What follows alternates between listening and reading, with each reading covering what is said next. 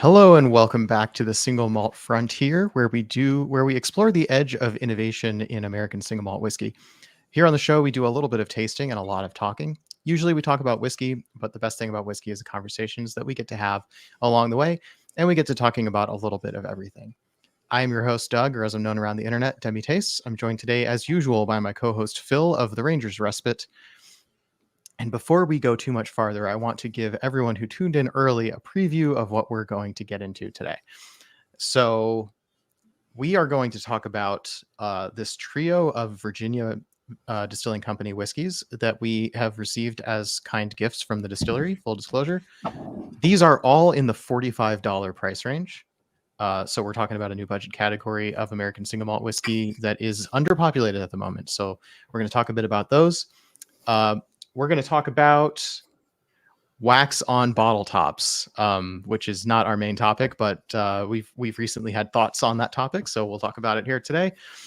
Other whiskeys we're going to talk about. We've got all Virginia whiskeys today, except for the waxy ones. We've got J.H. Bard's. We've got, what's the other one there with the maple leaf on it, Phill? Spirit Lab Distilling. Spirit Lab Distilling. We have Keschel Single Malt from Virginia. All of these are from Virginia. We have Copper Fox and Wasman's. Wasman's is the old name for Copper Fox. Let's see. We have, of course, Virginia Distilling Company. We have... Those are all the Virginia single malts that I have.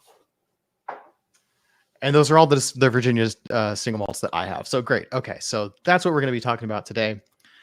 Before we get into our sort of B topic, which is wax, and our A topic, which is Virginia single malt whiskeys, just a brief moment of self-promotion. So Phill, as usual, one of the only ways that we are funding this podcast right now, besides generous gifts from our featured distilleries, are these homemade handmade barrel stave pens that Phill makes and sells over on his Etsy. So if you buy one of those pens, those will go to support this podcast or live show or whatever you want to call it. But actually, it'll go towards supporting making this an actual podcast, because we still do have designs on releasing this on Spotify with some, edited content and so on. I don't know. I keep thinking like maybe there's a way that doing a Patreon makes sense. But until then, what we have is a Ko-fi or Ko-fi, Ko-fi. There's a link to that in the description. If you donate to that, all proceeds will go back directly into the show. We're doing a little bit of back-end production improvements. We've recently changed the show to 1080p, which is slightly more expensive for us to run. I've upgraded my internet equipment, so you should see less stuttering, hopefully for me at least.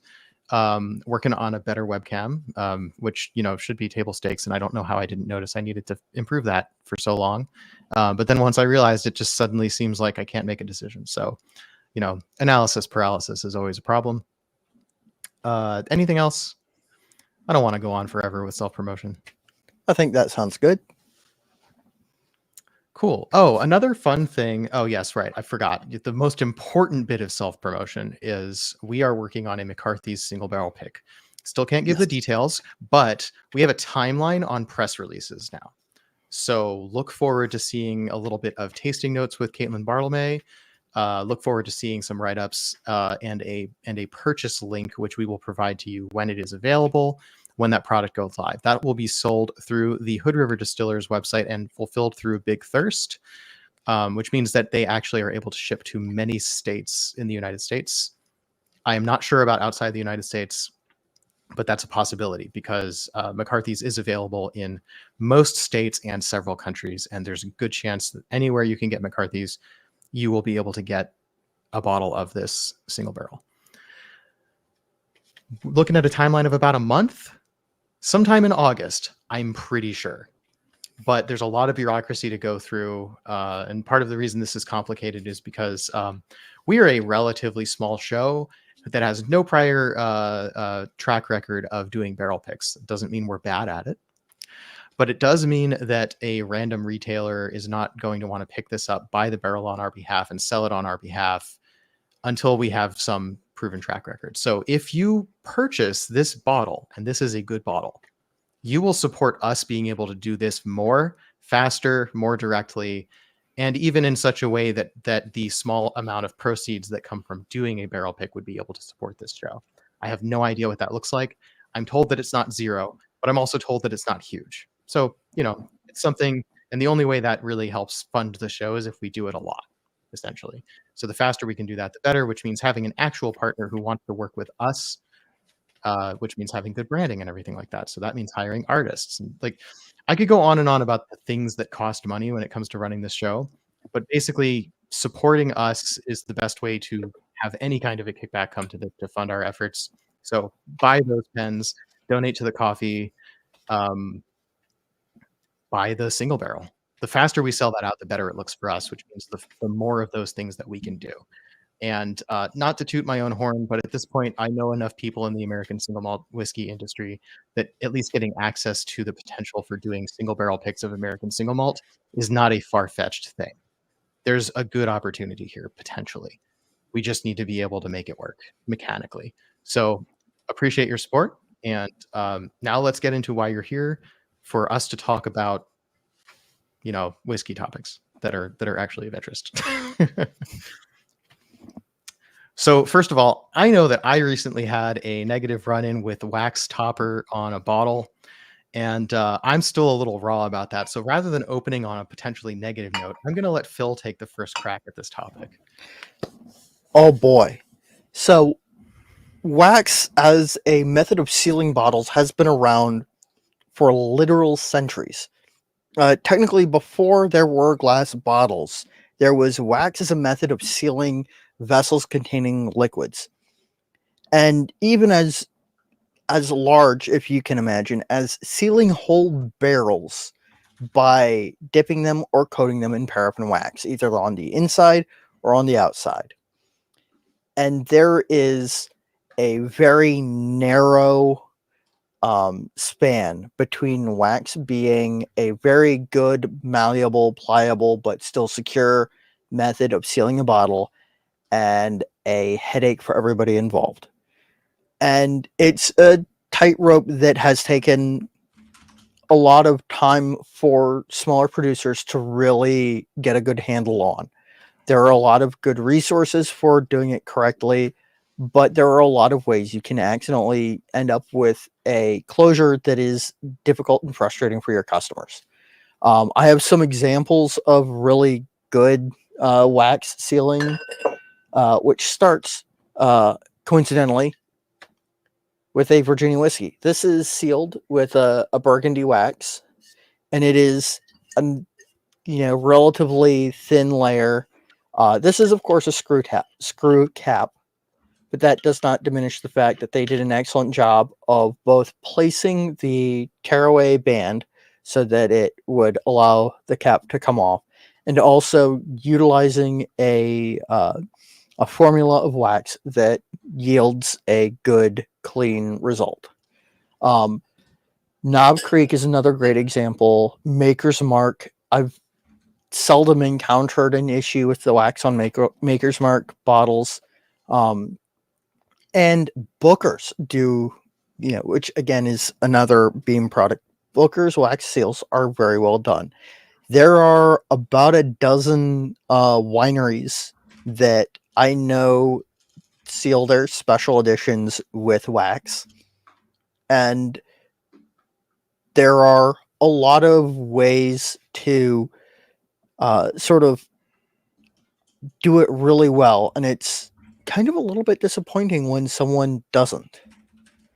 But there's always room to learn, to grow, to accept feedback. And a lot of these places do. I won't say who they are because I know that it was sort of an embarrassing kerfluffle, but there was a Virginia winery that was sealing in wax. And at one point, there was a long run where they missed the little paper sleeve that went over the top of the cork to prevent wax from seeping in. And it ruined a lot of wine. And they had to pull a lot of it back and make apologies, and I know that it cost them a lot of money. And on that note, because I don't actually have a lot of experience with irritating or poorly done wax seals on whiskey bottles. Do you want to talk about your adventure the other day? Yeah. So, well, actually, yesterday. Oh, Yeah. Pretty fresh in my mind. Yeah, but before we go negative, because we really do like to keep it positive here, I do yeah. want to talk about like just the general stuff on closures. So bottle closures, super important. Unlike wine, where you typically would open a bottle and plan on finishing it within a day or two. So any number of stick the cork back in the bottle, or um, use one of those glass. I wish I had actually brought one out. One of those glass stoppers. Oh, actually, I have a pretty close example, which happens to be from a whiskey bottle. So if you've ever seen these that are glass, but they have this little rubber gasket in there and they fit in the bottle, these are good for resealing wine bottles. If you find a wine bottle that has one of these, save that because you can use it to reseal other bottles. This is a whiskey bottle, so it's a bit bigger. Um, this whiskey bottle, by the way, is the Single Cask Nation Virginia Distillery Company, which is it was fun. This one was fun because it fits both topics today. Um, yeah. Where was I going with that? Oh yeah, the stoppers in whiskey bottles, super important that they have some durability, because chances are you're going to open a bottle of whiskey. The typical consumer that has a really nice bottle of whiskey, if you're anything like me before I became a whiskey reviewer podcaster, you would probably have this nice bottle of whiskey maybe cost you like $100 that you bring out for holidays once a year, and you drink that with friends and family for maybe 4 or 5 years straight before that bottle's finally gone. Those seals have to be reasonably good to the point that your whiskey is not going to evaporate or badly change in flavor over all of that time. They need to seal well, but they also need to be able to easy to get out and get back in. So whiskey bottle reusable closures need to be really durable, right? Unlike wine sometimes, where they've got, any number of ways you can reseal that bottle, whether it had wax on it to begin with, maybe that's part of the experience. Either way, if you destroy that cork, that's kind of par for the course. You've got backups, because that's just the way things with wine. With whiskey bottles, there's not a ton of regularity with like the size of the neck. There are a few standard sizes. If you save all of your corks and you have a cork or closure go bad on you, you can usually find a replacement. But there are some where your only hope for finding a replacement is to find a buddy who had the same bottle and has already finished it, or something like that. I wish I had a good example off the top of my head. I've got a cork in my closet, one that fell apart. Bakers or Old Granddad 114 are the two that I have that I had to find replacements for because the cork went bad and they were difficult. Old Granddad 114 has a real meaty throat. I don't know if you can really tell, but that's a pretty good sized cork. And so right. I mean, it's those hard those to find. sizes of corks are tough. The one I was thinking, I believe, is Aberlour. Oh yeah, that's another really wide one. And it's got this weird nub in it also, which Yeah. makes it's so I had one where the cork came completely off of the T-top. That happens. And it probably would have been fine to just leave that in there, but there was effectively no way to comfortably get that bottle open and closed. So I needed to replace that cork. And actually what I did for a while is I just covered it with parafilm wax. Until a couple of days later, I was able to get a cork replacement from another bottle of the same. I forget what release it was, because not all of the Aberlours are that. I think it's like the batch strength or something like that. Doesn't really matter. So they changed their packaging, I think, and I think that some of the newer packaging has a narrower neck, but the Abonade and the cask strength are both still the real stout wide neck bottle. I could be wrong though.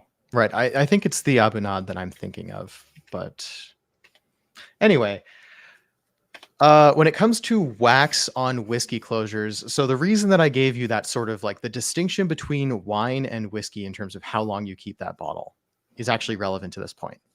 Wax is an experience that matters when the bottle is on the shelf, and it may be a joy to open, or it may be exactly the opposite, but that is going to be basically a one-time experience. uh I think where I'm going with this is that I don't think that it's necessarily the best idea to optimize the experience of opening the bottle for the first time, right? Mhm. However, that is also the first impression that your consumer is going to have of your liquid, right? So if opening the bottle for the first time is a bad experience, that's kind of hard to come back from. Like, I like to pride myself on not having a ton of bias when it comes to packaging. Right. I can always rely on what the liquid tastes like. Right. But I had a hard time enjoying my drink last night after I spent several attempts, a total of 20 minutes probably carving away at wax last night over the course of 6 hours while I wasn't doing other things.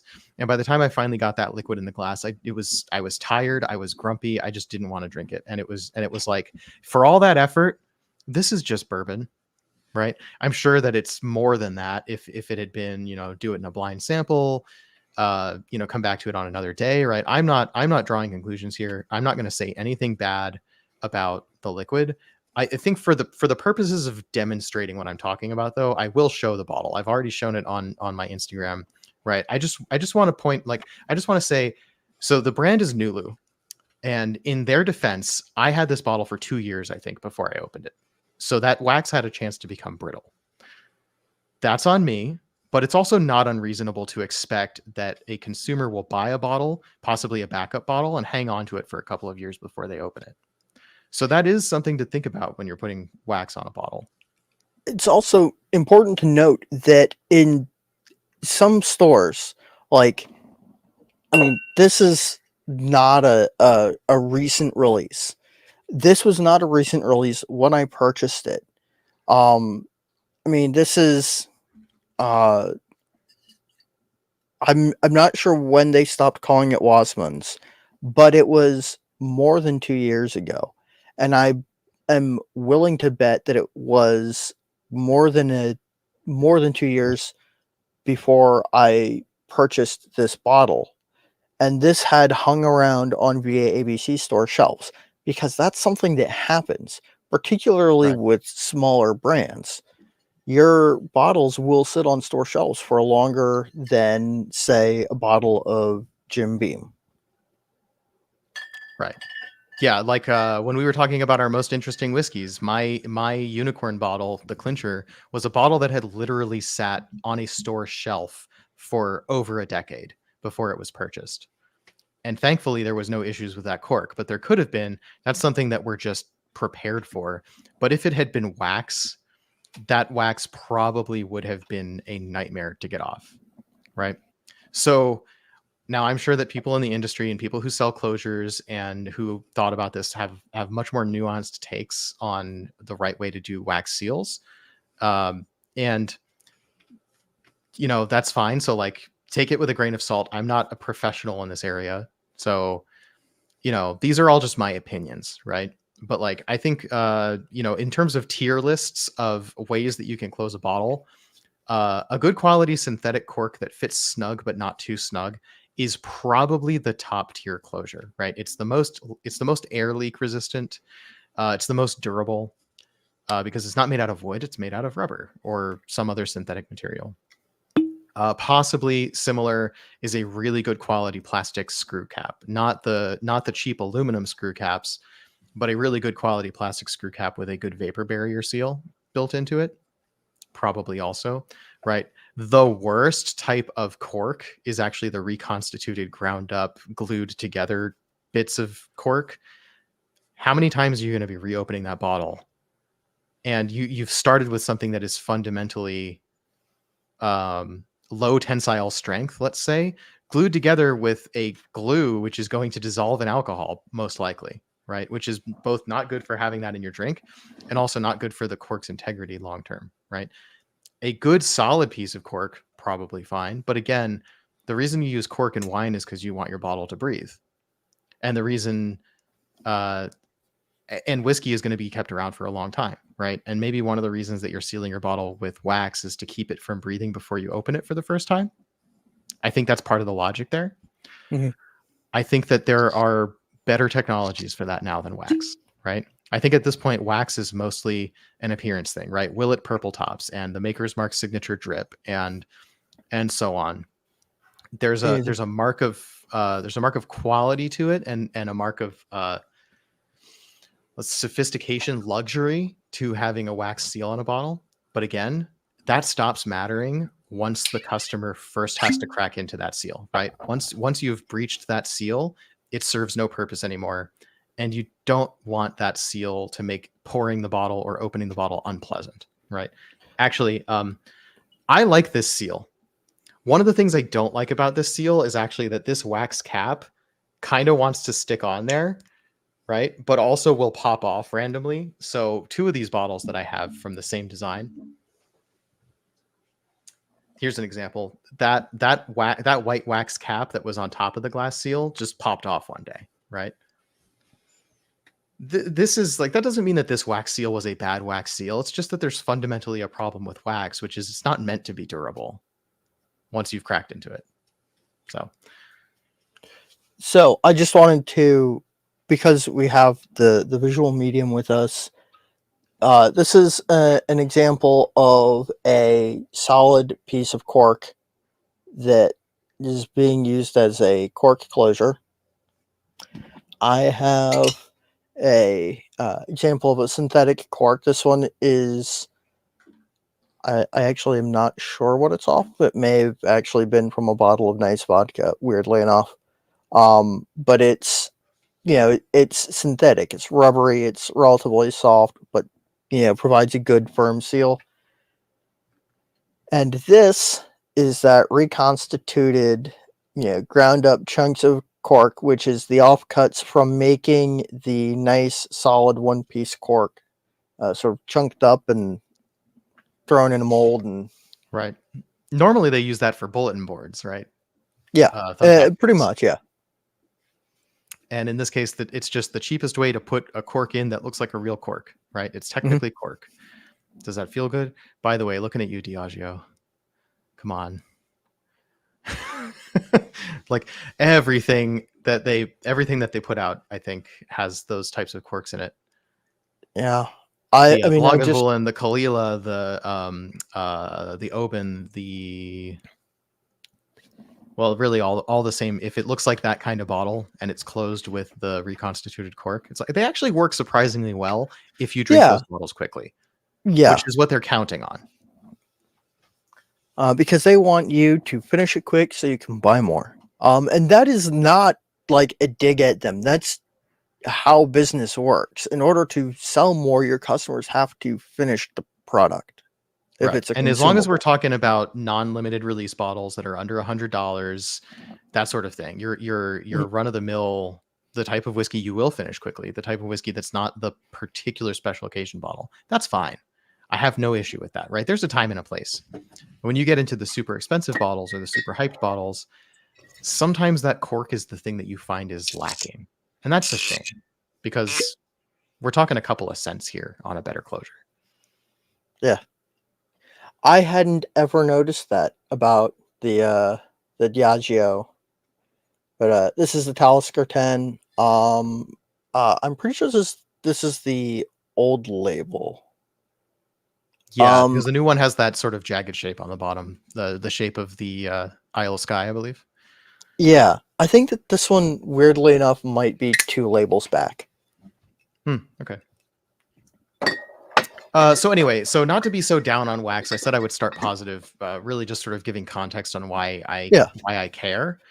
To be fair, this isn't a whiskey only problem, right? No. So this is my favorite worst wax ever, right? This is the Ilegal Mezcal, the Joven unaged or very slightly aged one. The reason I bought this was because of the Dewar's Mezcal. The Dewar's, what is it? The Dewar's Smooth? Illegal Smooth. Right, that's the one. So take a look at the wax on this. Let me get that closer to the camera. So you can see that there's wax directly on a cork, right? The cork itself has no additional handle. This is just a chunk of cork. Now, in their defense, it's a solid chunk of cork, which is good. But the wax was the worst part of this closure because this wax is like thin crayon quality wax, basically, as far as I can tell.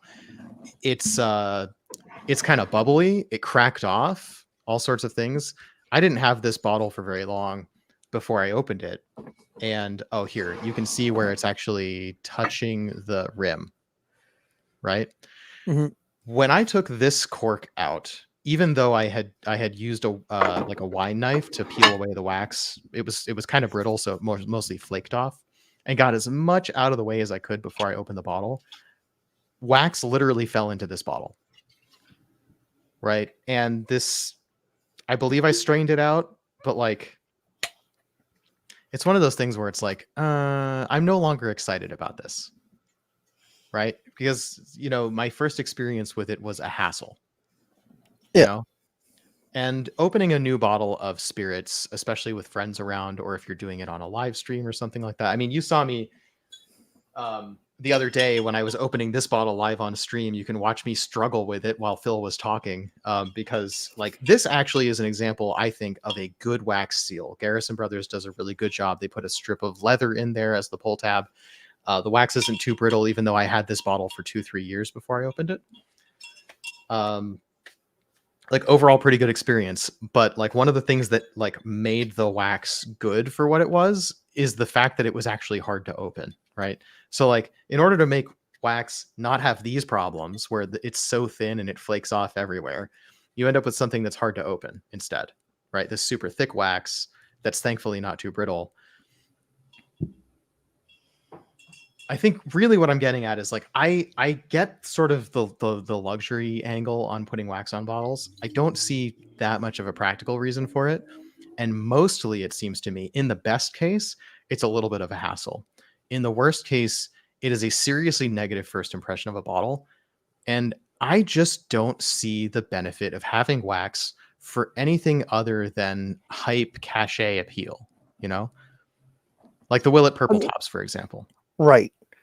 Well, one of my favorite wax, it's not even dipped. I'm pretty sure the Knob Creek bottles that have the wax seal on them, and it's hard to like see because it's it's a semi matte black wax. It's about a 16th of an inch thick, and I have always found that on the Knob Creek, it is almost rubbery. You peel it off and the top comes off so you don't have the wax on the top, but it doesn't crumble.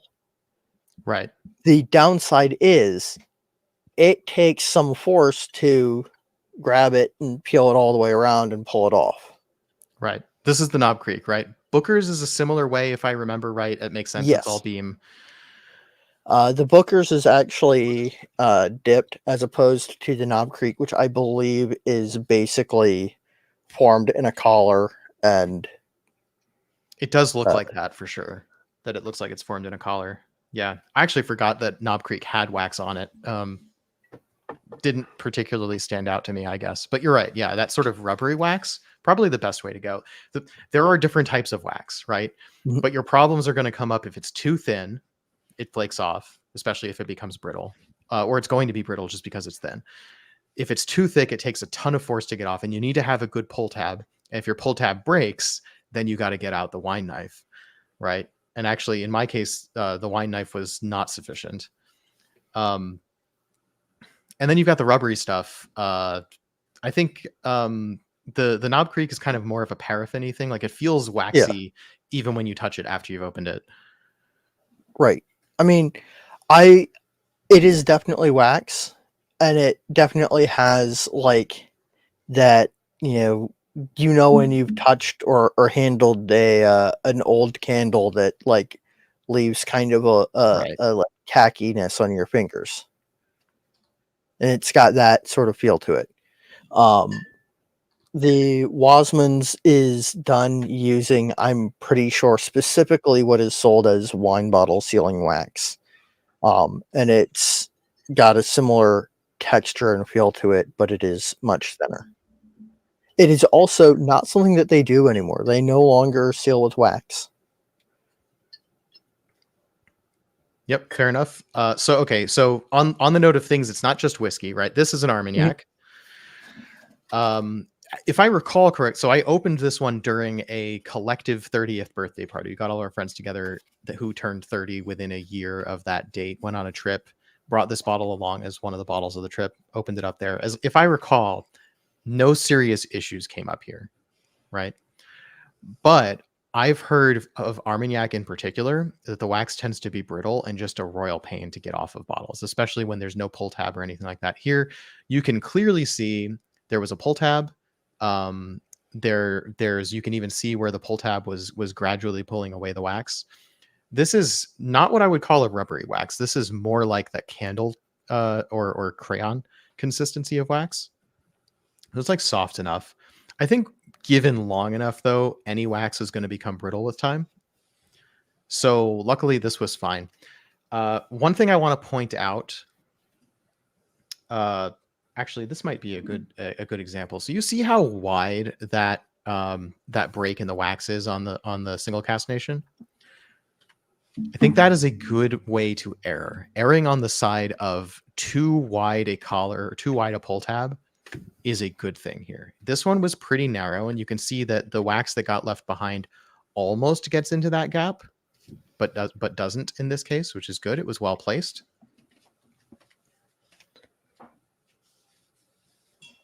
Same is true for the Garrison brothers. Those are placed by hand. Actually, I saved that pull tab, partly because I wanted to make this point.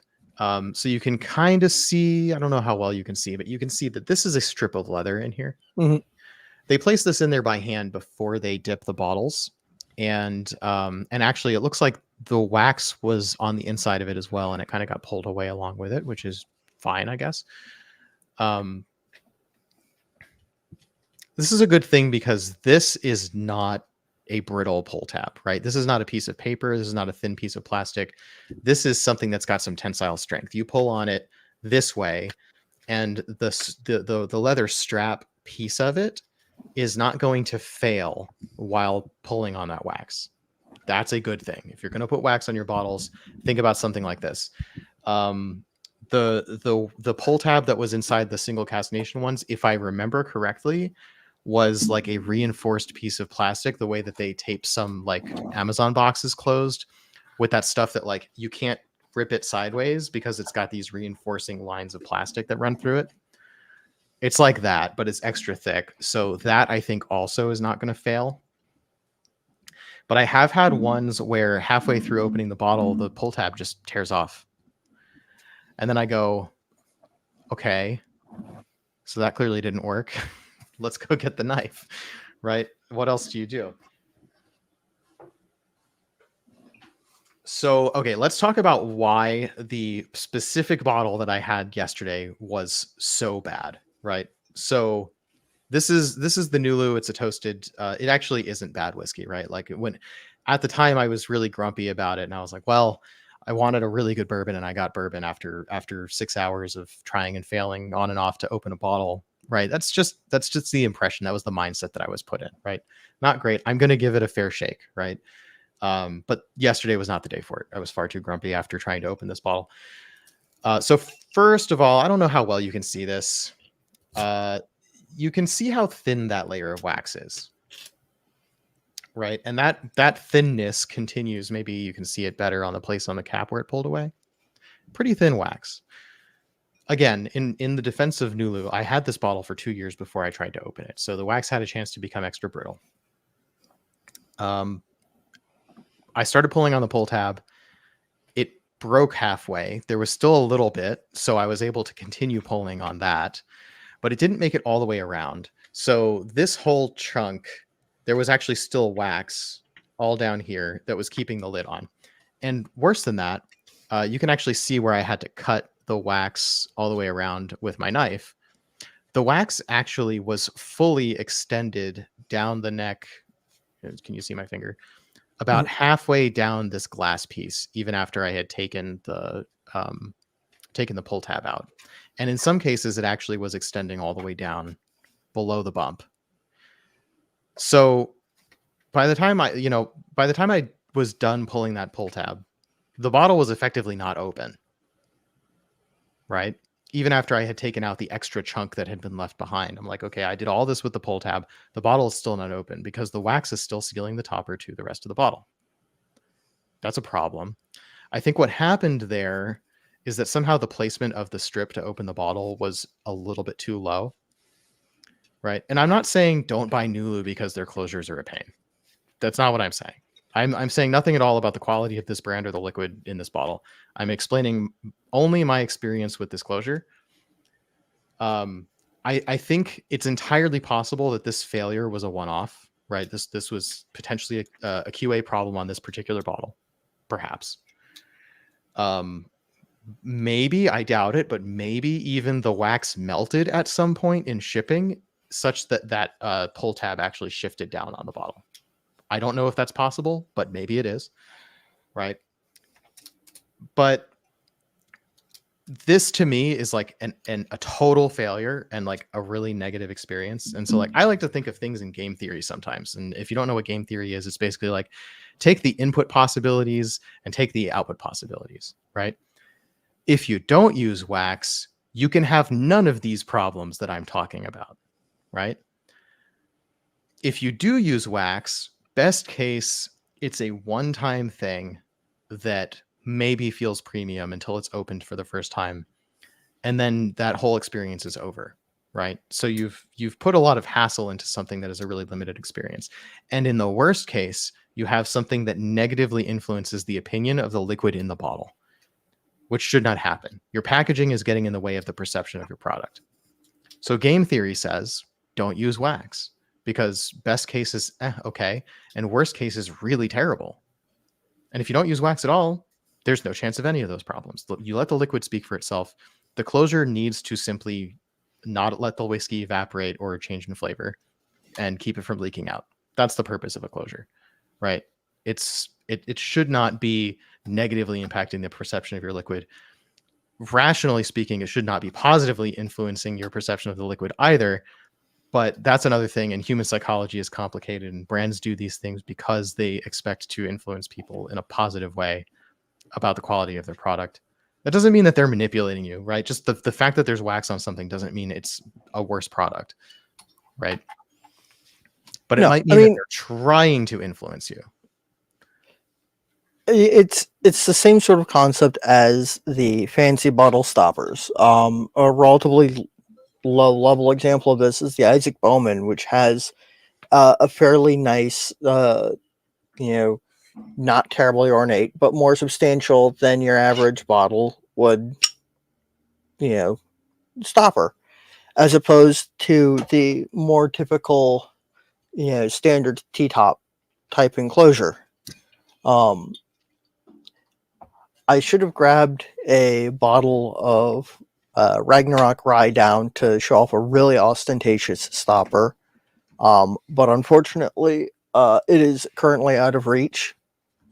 If you don't know it, each bottle of Ragnarok Rye has a little pewter sculpture of a member of the band Gwar, or their head on the top of the stopper, a la Blanton's horse, except with the classic Gwar twist. But yeah, wax isn't necessarily a hindrance, but it's never it never makes anything easier. So like, Maker's Mark is my favorite example of sort of like the platonic ideal of a wax closure for a whiskey, because it's literally one of the softer waxes. I don't know if they've changed to a cork, but I recall them being a screw cap, like the Wasmans, where you pull it off, and twists off, and it's a really easy experience, and it looks nice. And that's the absolute best you can hope for. And unless you can reliably deliver that, it becomes less cool. Looks cool on the shelf, less cool to deal with.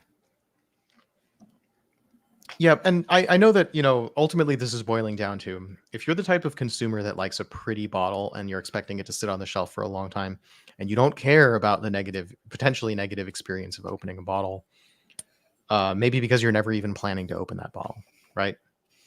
Okay, the wax is doing nothing bad for you, right? Or even if you like the pretty look of it, and like, honestly, okay, in fairness, right? I've harped on it doesn't matter once the bottle's open, but Mhm.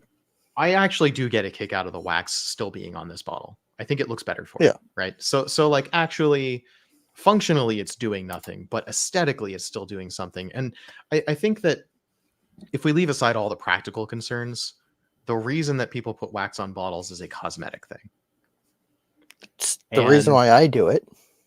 exactly. Thank you for bringing that up. So I Yeah. still intentionally kept some of these bottles closed. So when Phill sends samples, he's got a duck stamp that he puts on the seal, which is and in this case, the point of the wax is to have the duck seal, not to do Yeah. anything for the bottle, which he's also sealed with shrink wrap, which I tell him this is entirely unnecessary, but he likes doing it. So Yeah. like, I have the tools. I'm going to use them. It's sort of when the only tool in your toolbox is a hammer, everything is a nail. I have sealing wax and a little melter, and I have a wax seal. I'm gonna put a little duck on the top of every bottle. it's your little trademark. So, Yeah. nothing wrong with that. And, that's And another reason to do it too, right? Maker's Mark would not be Maker's Mark without the signature wax strips. and And they know that, and they protect this fiercely. If you have a drip down your neck, extremely, they will go after you. even So that's if why you the see all these color other is bottles. different, if it drips, or if you use bright red, they Right. will come after you. The reason why, like, for example, this is such a neat, clean dip, and the same is the case of Booker's and Garrison Brothers. And the reason why Knob Creek is that really nice, neat, formed under a collar look is because Maker's Mark will sue you if you have any drips. And they have done that. I believe they've even sued outside of the realm of whiskey regarding the drip wax closure. I'll say one more thing about the Maker's Mark. So for one thing, this wax stays rubbery for a long time. I've had bottles that I have not opened for years that open just as cleanly as any other bottles. So the wax formulation that they're using at Maker's Mark is perfect for this. The thickness is perfect. The consistency is such that you get these drips, but it also has the right amount of thinness. My gripe with Maker's Mark, and I don't think this is true for all of their products, the more premium products, probably not. I'd have to go check. I think the cask strength that's in the same shape bottle also has the plastic screw top, right? Again, I was talking about before, good quality plastic screw top, one of the best closures, right? But the wax is a little cosmetically inconsistent with a screw cap, right? Yeah. Like, this is just me poking a little bit of fun at Maker's Mark. I love Maker's Mark. It's basically my favorite Yeah. bourbon. If you It's can't, a little silly to me where it's like, oh, I've opened up this great wax seal that gave me no problems at all, and I'm expecting to pull up, and it turns out that I have to twist. And I'm like, okay, come on. it is one of those things that's sort of a duality of man, duality of bourbon. You've got that nice wax seal and a screw cap. Interestingly, because I was curious, I did look up when wax seals for like sealing containers started, and there isn't a clear definitive answer. There are a lot of people that like put forward a bunch of different potential points in history. But it's sort of just known that the Greeks and the Romans did it. And Greeks in this case, I mean ancient Greeks and not necessarily modern Greeks, although I'm sure they do still use wax seals on bottles. And it's sort of one of those interesting, just sort of thoughts in the back of the head. Who came up with that? Like, who discovered that? Because I do kind of want to know what they were thinking, you know? I wonder though if it was just the easiest way to seal something to make it airtight initially, Yeah. right? Wax, I think, was pretty well known. You've got beeswax, right? Candles. Mhm. I think it's less that it was discovered and more that it was the only thing that made sense for a while. Yeah. Oh, very likely. But like it's sort of like the old joke of, who decided that cow's milk was a good idea? Who decided that, I don't want the this closure isn't staying put. I'll take beeswax and pour beeswax on it and that will seal it. I one of those like little questions that'll tickle the back of my head is what was the thought process? Because that's always the question. How did they get there mentally? Yeah, not to mention the water skin cheese fermented thing that they had in Mongolia, I think. Oh yeah, Like yeah, who looked at that and said this is a great idea to consume? yeah. It got chunky and it kind of smells. Let's eat it. Yeah. I mean, it's like blue cheese. Not a fan of blue cheese, by the way. I think it tastes really weird. I have a hard time with blue. Just in general, like Strangely. I know, brie is covered in Mhm, white mold, literally. I mhm, have no mhm. problem with that. But as soon as the mold is blue, I'm like, that looks like things I should not eat. That looks like it's gone bad and it's terrible and there's no coming back from that. An By entire the way, childhood. plugging a past episode that we did, we did a dry week with Ian, a former a wine sommelier and former cheesemonger, in a past career, walked us through building a charcuterie plate with cheese and so on.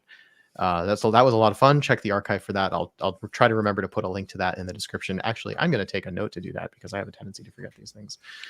Yeah, and I'm currently working on shanghaiing him into co-host episodes, so that we can have a children running a classroom sort of vibe stream or two, while Doug is otherwise occupied, because I think that would be fun. I have even ordered a Greek fisherman hat so that we can both wear nice Greek fisherman hats. Nice. Yeah, so let's take a quick interlude and talk a little bit about future of this show. So when we started this show, this was never meant to be the Doug show, not necessarily, and so we never felt really great using the branding Demi Tastes podcast. We wanted to call it the Whiskey Lodge Cast, but as the reality of what of just doing the show, like what the show was and what it had to be, set in, the moderators of the Whiskey Lodge felt that making this feel in any way an official The Whiskey Lodge production would require a lot more input from that moderator team than anyone was really willing to give. And the stamp Or of able approval, to. right, or able to, right? Yeah, willing or able to, right? A lot of it is just people are busy, right? So we went through a few different brands on this show, and we've settled on finally having a brand alignment with what we want this podcast to be, which is Single Malt Frontier. It was a name we agonized over for a while. We wanted it to be Single Malt something. We wanted it to imply American Single Malt without it being exclusively American Single Malt. And that's really my that's my sort of topic area, right? Like not to we didn't set out for this to be the Doug and Friends show, but it became that for a while. And in many ways it still is, but I don't want it to be exclusively me. I want this show to be a thing that runs itself even when I'm not there. And one of the things that we had actually intended to do from the outset is to have this show, whatever its name is, be hosted by a rotating cast of co-hosts. So we have Phill and Ian signed on to do this early on and have both stuck with it for various swaths of time while I've been the main fixture. Recently, though, after dedicating more than a year to this show as essentially my primary commitment outside of my day job, I had too many projects and too many vacations that I had dedicated towards visiting whiskey distilleries, and I'll still do that. But when you make anything a priority long enough, other things get pushed aside. So the reason I've been relatively absent for the last month-ish is actually because I had a bunch of these projects that I really finally had to deal with. Most recently is I had to dig out and get removed a giant stump in my backyard, which like that seems like a silly thing. Why should that interfere with the podcast? Well, that was physical exercise every day for 2 weeks straight, plus finding the person who was going to remove it. And that's only one example of like 4 major personal projects. I also had an injury that I had to do physical therapy for, and a couple of other things that filled up my schedule to the point where I just could not commit to continue doing the show. So I stopped booking interviews for a little while and phased out my involvement briefly so that I could focus on other things. I don't want to end up in a situation where I have to quit doing this entirely. I want to make this show run itself as much as possible and at a sustainable pace. So we've gone back to that original idea that we had of this being a show that had rotating hosts. It might usually, like, let's say 90% of the time it's going to be me, but it doesn't have to be. Phill has done a couple of episodes on his own. I imagine that anyone else who wants to come on and be a co-host of the show could also potentially either lead or run the show entirely by themselves if they were so inclined. But having a co-host that's not always the same person might be good for the show in a bunch of different ways, right? Bringing in fresh perspectives, saving Phill also, right? Like burnout is a real possibility when you're doing a show like this that takes 15 to 20 hours of prep a week, if we're doing it right, not to mention the post editing, right? Once we throw post in, it easily becomes 25, 30 hours for one person, right? That's a lot, right? And I don't want to like get into like burnout is a danger, but burnout is a danger. We don't want that to happen. I gave myself a little vacation for the last month and I feel good and I'm ready to come back to this. And I'm actually going on an actual out of town vacation soon. So unfortunately that timing means that I'm going to be taking another couple of weeks off. Go ahead, Phill. But the good news is, I have plans. So like I said, I'm working on Shanghaiing Ian back into the show for at least one episode to talk about Virginia whiskey, because as he mentioned on the show, and we kind of poked fun at Doug about, Doug somehow ended up on a show with 2 native Virginians, and he did not mean to. And that is very funny, given that I believe that by the time we had started the show, we were in 3 corners of the U.S. if you consider where I am a corner, which it really isn't, but semantics. And so I also really want to do a stream where, or maybe a couple of streams, where we introduce essentially whiskey novices or people who don't know much about specific categories of spirit. For example, American Single Malt whiskey to the category, and sort of have fresh faces, not only in terms of not having previously been on the show, but also new to sort of deeper looks at whiskey. And I am working on writing up my proposal to give to Doug to get approval. Things that will help both, us build a better manner of communicating about our passion and the purpose of the show, which is to shine light on American Single Malt whiskey, but also do a lot of outreach, because I can say all I want, oh yeah, this is a fantastic whiskey. There are a lot of people that will not really believe me until I've put a glass of this in their hand and said, here, you should try this, and talk about tasting notes and stuff. And I think that that's really the a potential avenue for growth and expansion, and a way to help not necessarily sell the idea of American single malt whiskey, but be able to take a look at it in a way that a lot of people who are really advocating for it have sort of not necessarily missed or overlooked, but haven't potentially put as much thought into as people in other areas of spirits marketing have. And I think that's sort of the next big push, is going to be getting the average consumer to see American single malt whiskey and know what it means, know what to expect, and also it's fun to hand somebody something totally new and different and watch them experience it for the first time. And I take a lot of pleasure in having that experience and sharing those experiences with my friends. Right. So we've done an episode where that's basically what we did.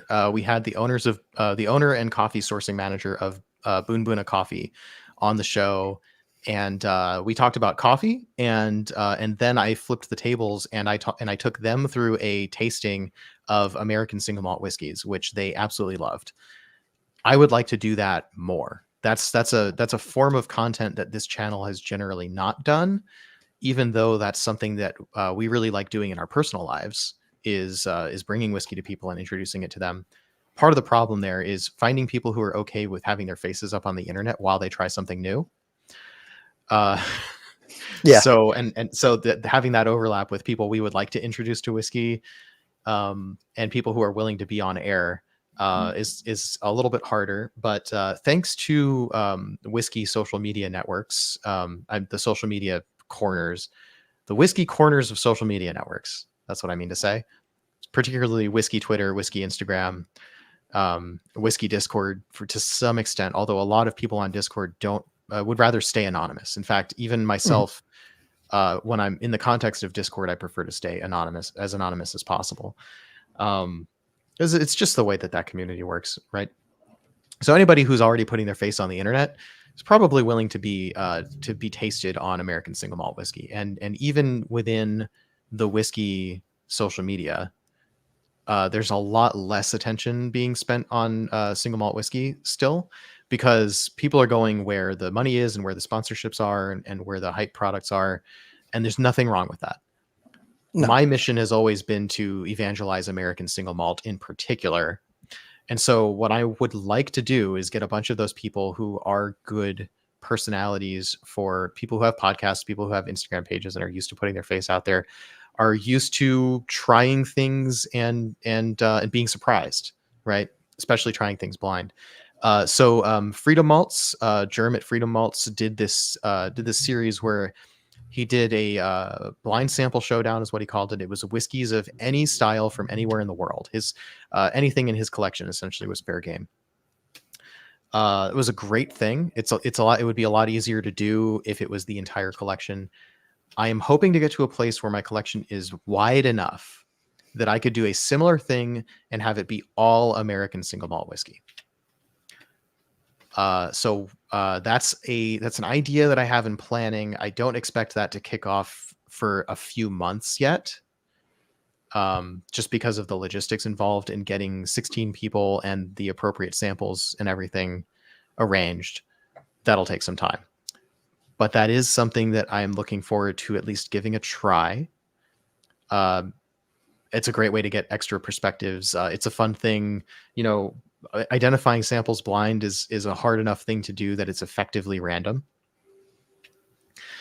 So even people who are really good at tasting and who have really good tasting notes won't necessarily be able to identify the alcohol level or the region or the brand or the style, although we're telling them what the style is. So that's one variable sort of taken out of the equation. So we'll see how that goes. And we've also reached out to, so that whole thing, blind sample showdown-esque. I've talked to Germ. I have his blessing to do something similar, so I'm not blatantly ripping off his idea. It's a really good idea, and you should go watch all of that stuff and follow his channel, etc. I'll put a link to that in the description as well. Take that note. And the other thing that we're doing is we're looking for other people who want to be part of the rotating cast of co-hosts. So I've reached out to a couple of people already who are interested. I won't name them until we necessarily have any sort of a commitment or a plan, just in case that doesn't go through. But I think that'll be cool. So I don't always have to be here, and Phill doesn't always have to be here, and there can still be a show that follows the mission of spreading the good word of American single malt whiskey. Perhaps continuing on a weekly basis. One of the things that if it was me continuing to run this all the time, just because I need room for other things in my life, not least of which is actually writing the book on American single malt whiskey that I would like to be writing. We wanted to reduce this to every other week.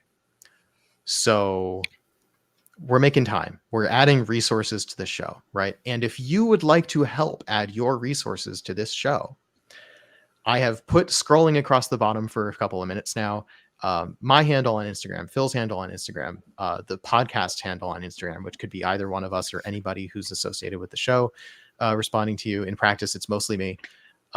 We also have an email address where you can email comments if that's what you prefer to do. You can comment on the YouTube video at any time you want. If you want to do more private comments, email would be fine. The easiest way to reach us is actually at the Whiskey Lodge Discord.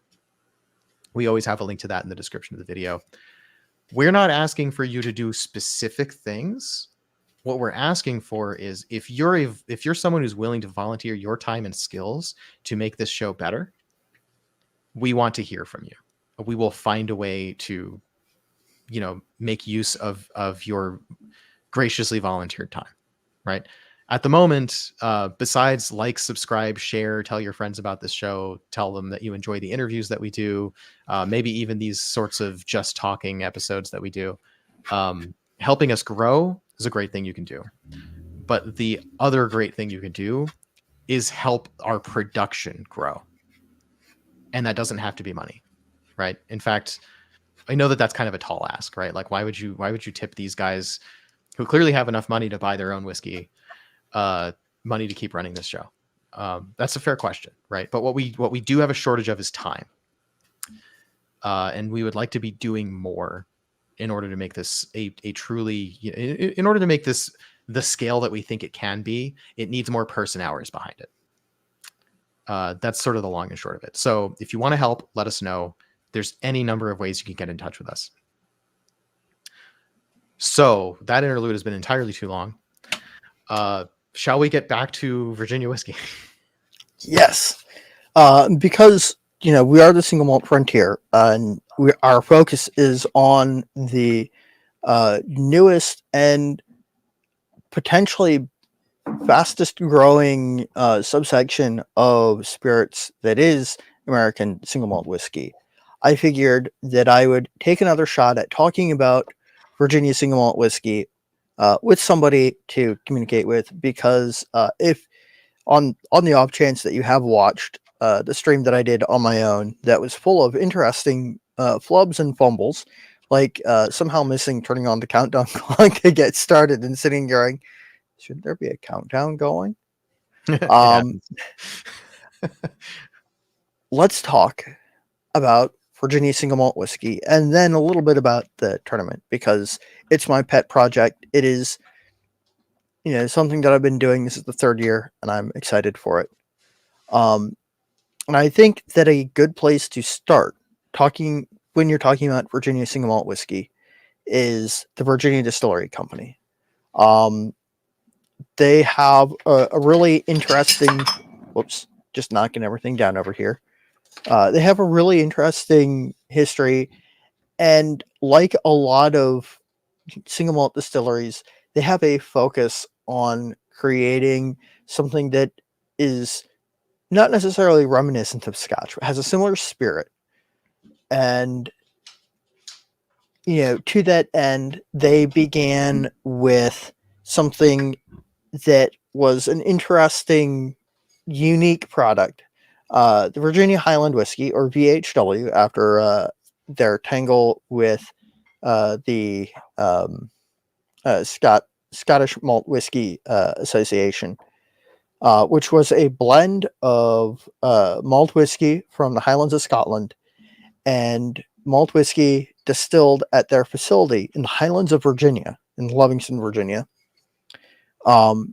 This was their flagship VHW release, finished in port casks. It is wonderful stuff. But as Doug mentioned earlier, they have a new American single malt whiskey that is priced the same. That is, there are 3 of them. I figured we'd start with that which replaces or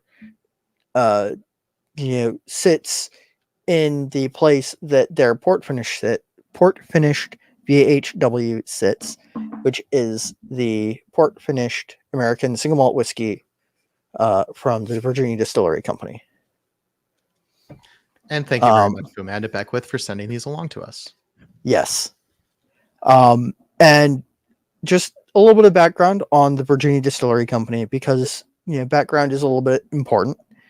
They were established in 2011 by Dr. George G. Moore, and after his sudden passing, the distillery and the initial brand were officially introduced in 2015 as a tribute by his wife, Angela, and his son, Gareth. Their first product, the VHW, was initially a blend of American Scotch single malt whiskeys and American single malt American malt whiskeys, a necessity due to limited availability of American malt. Over time, as American malt stocks grew, the blend increasingly favored American malt. The recent releases feature a 100% American single malt, marking a shift away from incorporating Scotch in their whiskeys. I am reading off of a statement that they sent. And again, these new bottles have the same SRP of $44.99. And that is a price point that there are not many American single malts at. You okay, Doug? Yeah, I'm just struggling with Instagram. Sorry. Oh. I was having a hard time actually seeing the comments on the viewers of the stream, since I started it from my computer and I couldn't get it to open up on the phone. So now I switched to the Single Malt Frontier account so I could tune into the stream on my channel. Yeah. Okay. So, sorry. There are 3 different releases or 3 different bottles in this series. There's the port cask finish, the cider cask, which is both cider, American apple brandy, and my brain is not Calvados casks. And my personal favorite, the Cabernet cask.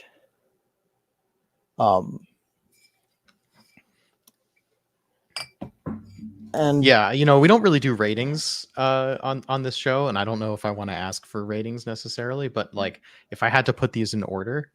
Also, I just realized when I opened the cider cask, so I had a friend with me when I opened up these whiskeys, at least the first 2 of them, and we kind of just stayed on one, so I didn't have like open them all the same way as I normally do. So I just realized that I left the capsule sleeve on the neck of 2 of them, but I took it off of the cider cask. I don't remember why. I don't think it's because it broke. I think it's just an arbitrary aesthetic choice that I decided to take it off of the cider cask. It's like something to The pick cider at cask is the one sometimes. I keep coming back to this one.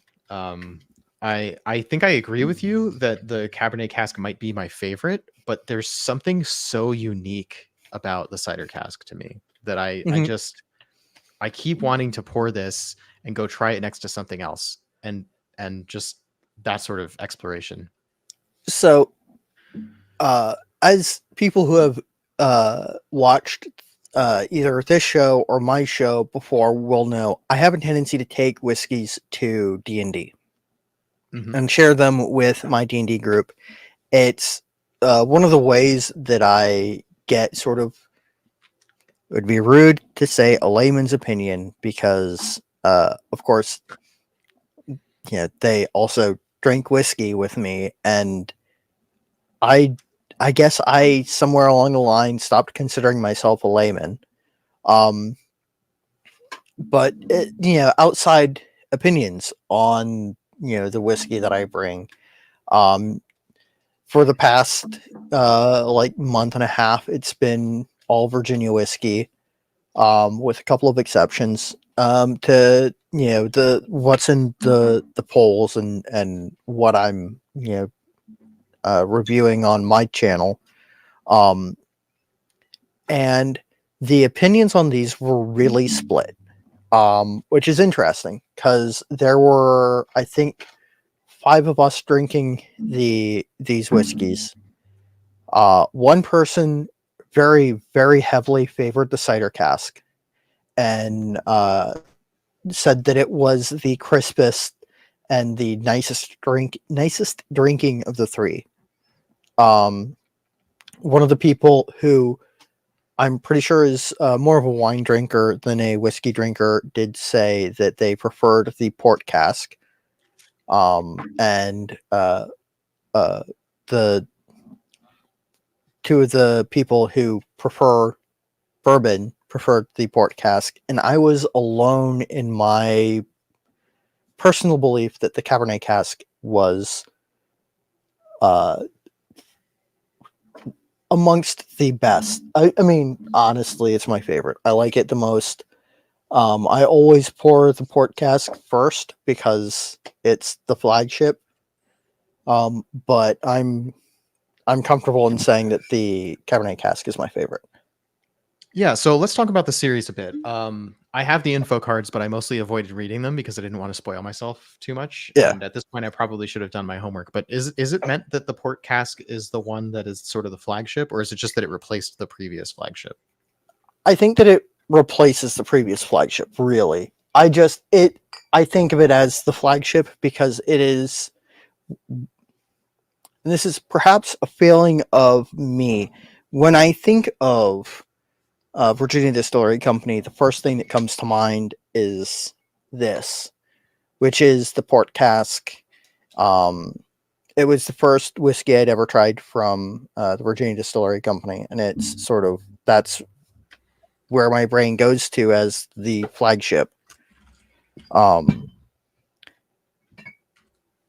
and also, just sort of in order of how they're listed, the port cask comes first. The cider cask also has um, a direct. It is a direct successor to a cider cask VHW. The Cabernet cask is alone in that it doesn't have a direct predecessor. Do you remember what the courage and conviction? The flagship, the standard Courage and Conviction, is a blend of bourbon cask, sherry cask, and STR wine casks. Good answer. And I did not clarify my question good Oh, enough. sorry. So recently on Instagram, the Courage and Conviction brand started a new handle. Oh, it's just the Courage and Conviction is their premium line. It's sort of the way Jim Beam sort of separates the Booker's Baker's Basil from the Jim Beam Old Granddad Knob Creek.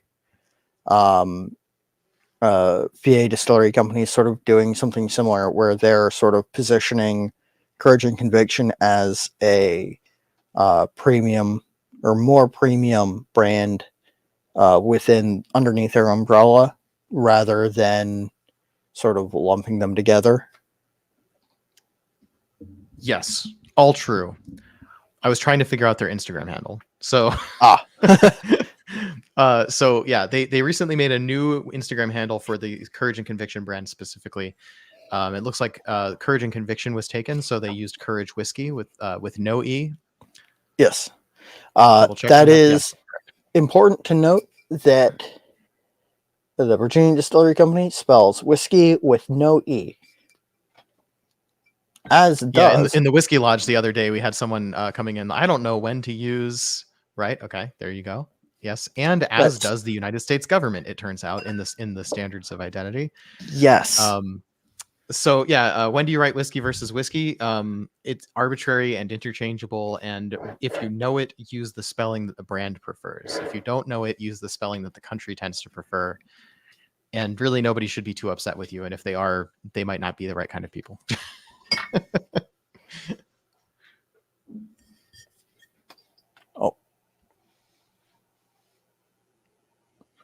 Oh, is that Catoctin Creek also? Yep. Nice.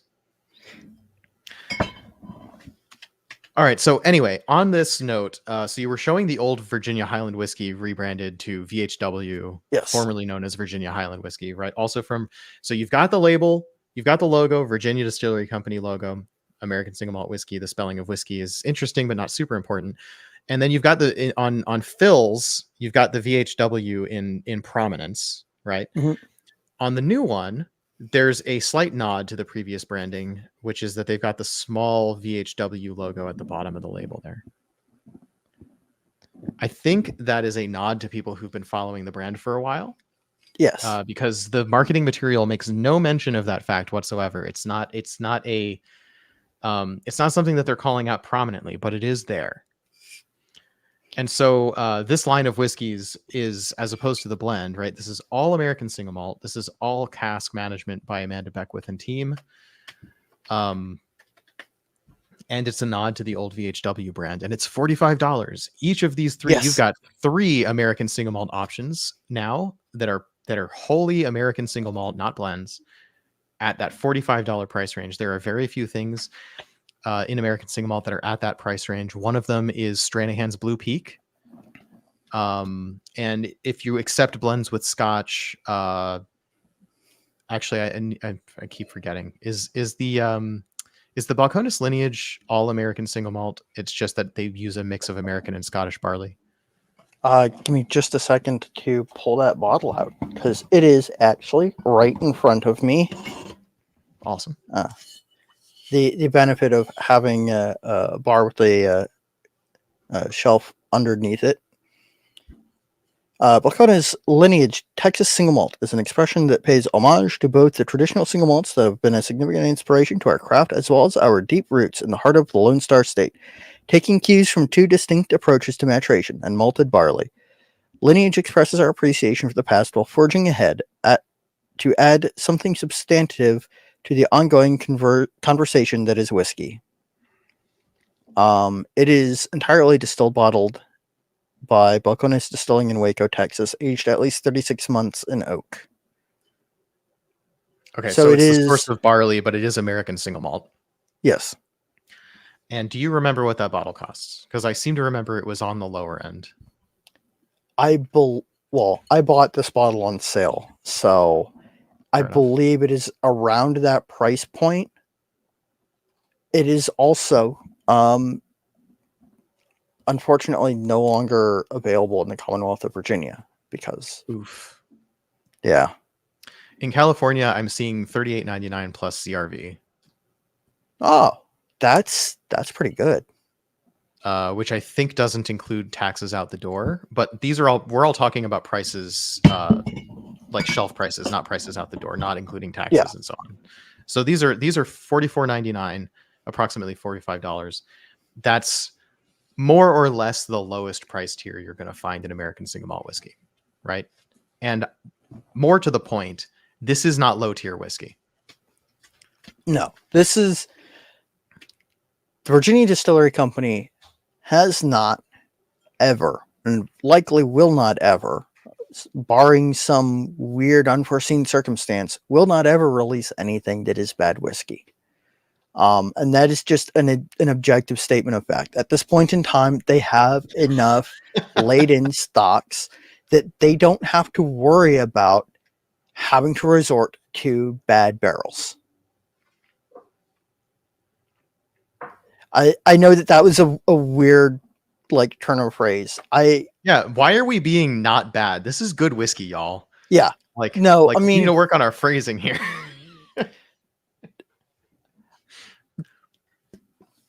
that is true. This is genuinely extremely good whiskey. This, I think I said it in the stream that I did on my own, and I know that I've said it to friends, but Courage and Conviction can stand toe to toe with a lot of Speyside and Highland single malt scotches.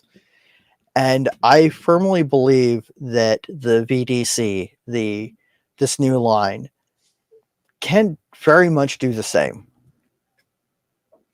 I mean, it's remarkable how much they've accomplished in the short time that they've been operating, because 2015 was not that long ago.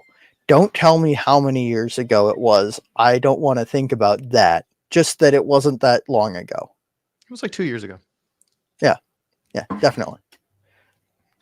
Okay, literally the other day, I was telling like my pest control guy or something like that, that like something that happened like 2 years ago. I was like, oh yeah, in 2013. I'm like, wait, what the fuck? I'm talking about something that happened 2 years ago. There's no way that was 2013. Time is weird. I definitely woke up on the sleepy side of the bed a lot this week. So, you know, I think I've been having that sort of experience too, because like, every time I talk about JH Bards, I'm like, yeah, they've got to be probably the newest distillery. I mean, 2020 was like last year. No, it wasn't. No, it wasn't. And also, there is at least one newer distillery in the Commonwealth of Virginia that I don't have anything from yet, because they don't have products on shelves yet. They do actually sell a whiskey though, so I've got to go out to Luray and get some. All right, so we've danced around the topic of talking about what these whiskeys are. So port cask, pretty obviously, it is what it says on the tin. I want to just double check that it's not blended with other types of casks. It is a mix of Portuguese bodega port casks and American port style wine casks. Okay, makes sense. And I will say that it makes sense to me that people who enjoy drinking bourbon enjoy this. It's got the sweet nose. Sorry, I should not talk with my hand in front of my face. It's got like a sweet nose to it. Like it gives you the impression that it's going to be really sweet, like really syrupy, the way that a port would. But it's got a lot of tannic structure to it, and it's not as sweet as you'd expect. It ends up coming across quite a lot like a bourbon. I think that that's an accurate statement. It also specifically has some of those like wineskin tannins, and I don't know how to explain how those are different from barrel tannins, but they are. And yeah, for sure. It completely agree with that. Yeah. It is one of the, I think, more finish forward options in finished whiskeys, at least that I have. Specifically from Virginia, American Single Malt, every whiskey. What do you mean by that? And when you say finish, you don't mean the finish after the palate. You mean in terms of finishing. I mean the port influence. I think the only thing that I have in American whiskey that has more of that like finish cask like potency that isn't like a super well integrated, it's just part of the whole, is the Three Crosses Noble Hound Dark Rye, which I know for a fact it went into extremely wet port casks, and it is very good, but very, very different. Speaking of, I'm going to keep bringing this up because this is an Mm-hmm. interesting bottle, and I need to do a write-up on this bottle because the details are kind of fuzzy. The Maverick is Montana single malt whiskey finished in port casks, but bottled by Dry Hills Distillery of Bozeman, Montana, because the original distillery went out of business, and what was it? Dry Hills Distillery got their hands on these casks. This is extremely port heavy in flavor profile. Mm-hmm. It's actually really fun, but I think for the right kind of person, this would be a fantastic favorite type of whiskey. But that type of person is a person who likes a sherry bomb, and that type of person is not me. Fair. So for me, I appreciate this for being a port bomb, but it's not exactly my cup of tea. Mm-hmm. I wouldn't say that this is that the port cask VDC is a port bomb, because I feel like that isn't really the first thing that comes out, but No. on the like corners of the palate and the finish, it is very, very heavy on that like ripe red fruit, the grapes, the grape tannins, as opposed to oak tannins or the other trappings of a whiskey aged in oak. It does have a very nice round, like, chewy isn't the right word, but like a nice bready core that I really like. Oh, bready. Okay, If that makes interesting. sense.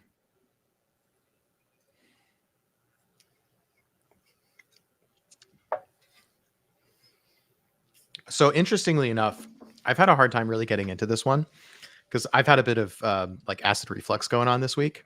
And Yeah, and somehow this one, every time I have this one in the glass, the tannins, and it's not a super high alcohol, with 46.5%. yeah. But somehow the tannins are coming across as really acidic for me. And it's like, it's good in the mouth and I'm really enjoying it. And then I swallow it and I get that heartburn and I'm like, oh no. And I kind of have to stop drinking it. And that's been like, this is not a criticism of the whiskey. It's just that I personally am not capable of fully experiencing this whiskey right now. Going back to my sort of sip and spit strategy, it works really well. The flavor is really good. The tannic structure is good. It's nicely balanced.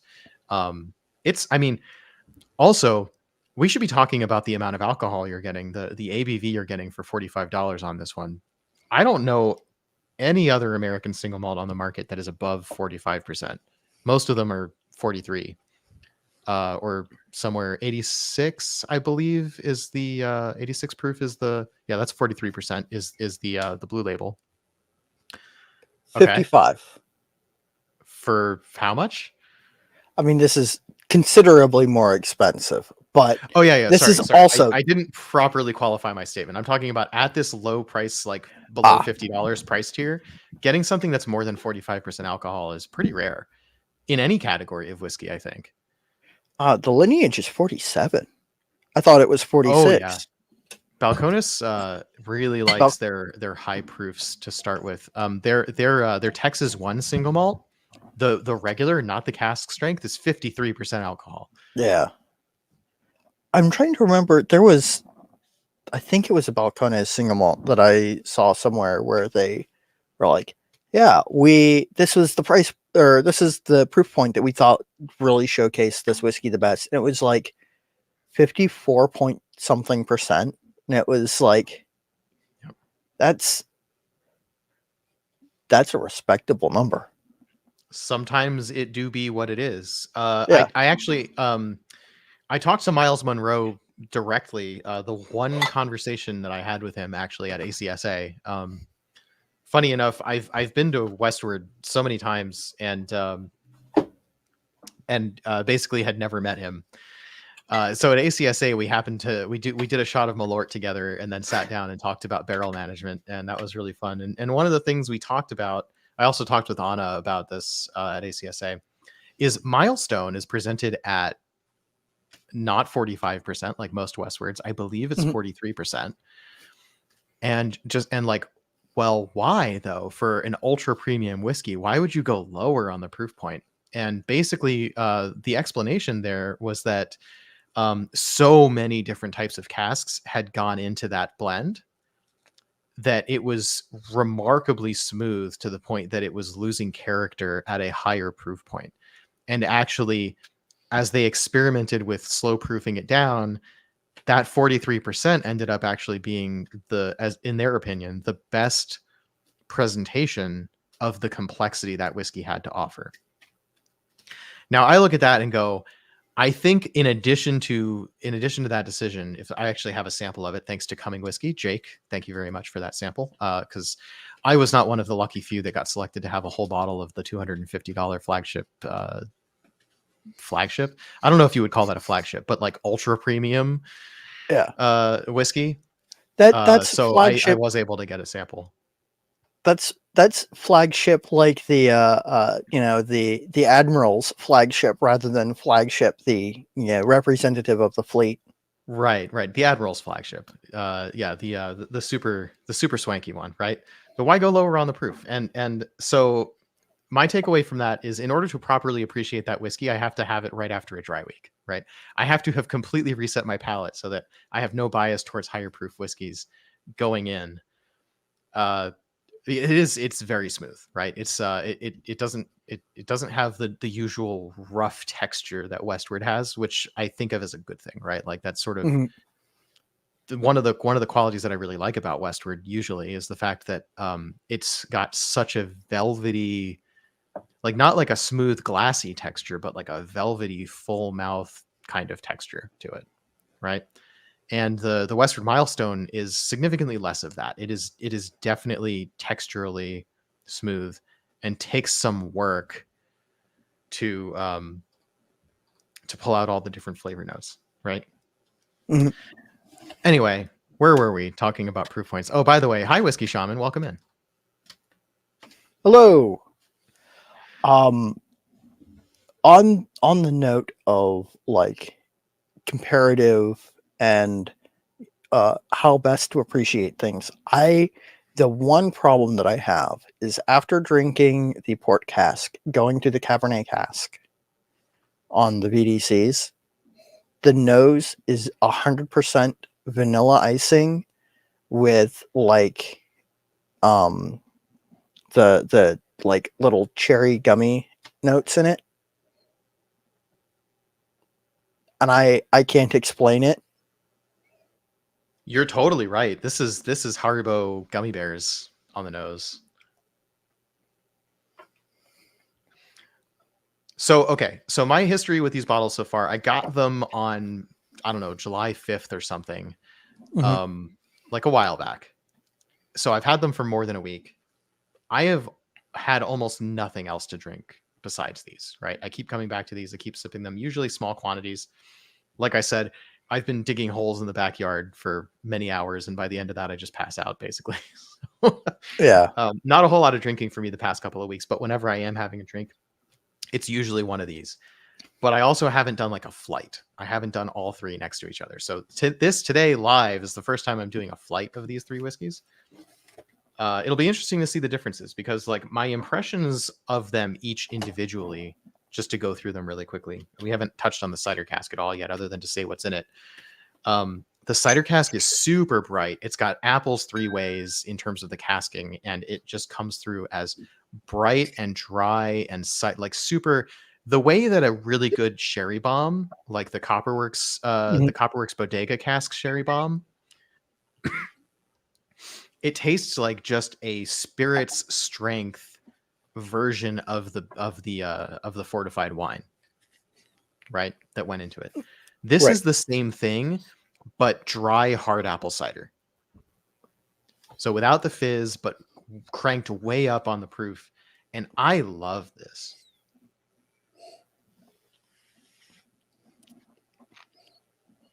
I do really like it. I I think it's dangerous. It is. Absolutely. 'Cause I had no idea it this was 46.3%. I thought, I'm sorry, 46.5%. I thought we were drinking a 43 percenter. Not that that makes a whole lot of difference to me. but it surprises you.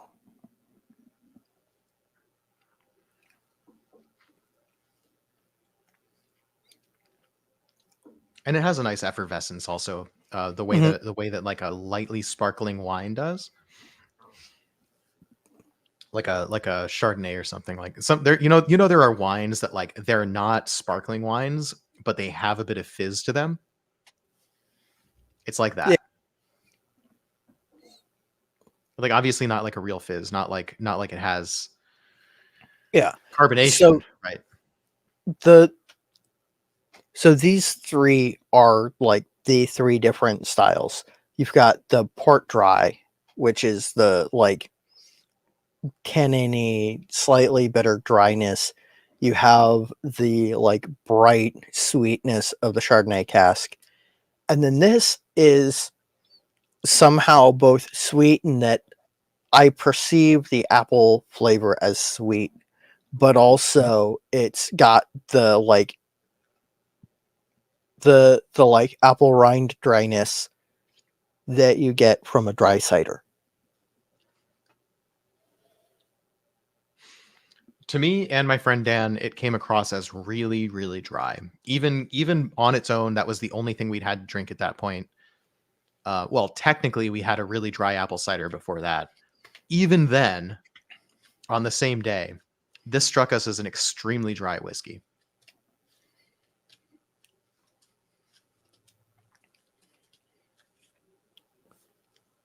It's it would be interesting to sample this next to a whiskey that has been finished in a manzanilla cask Mm-hmm.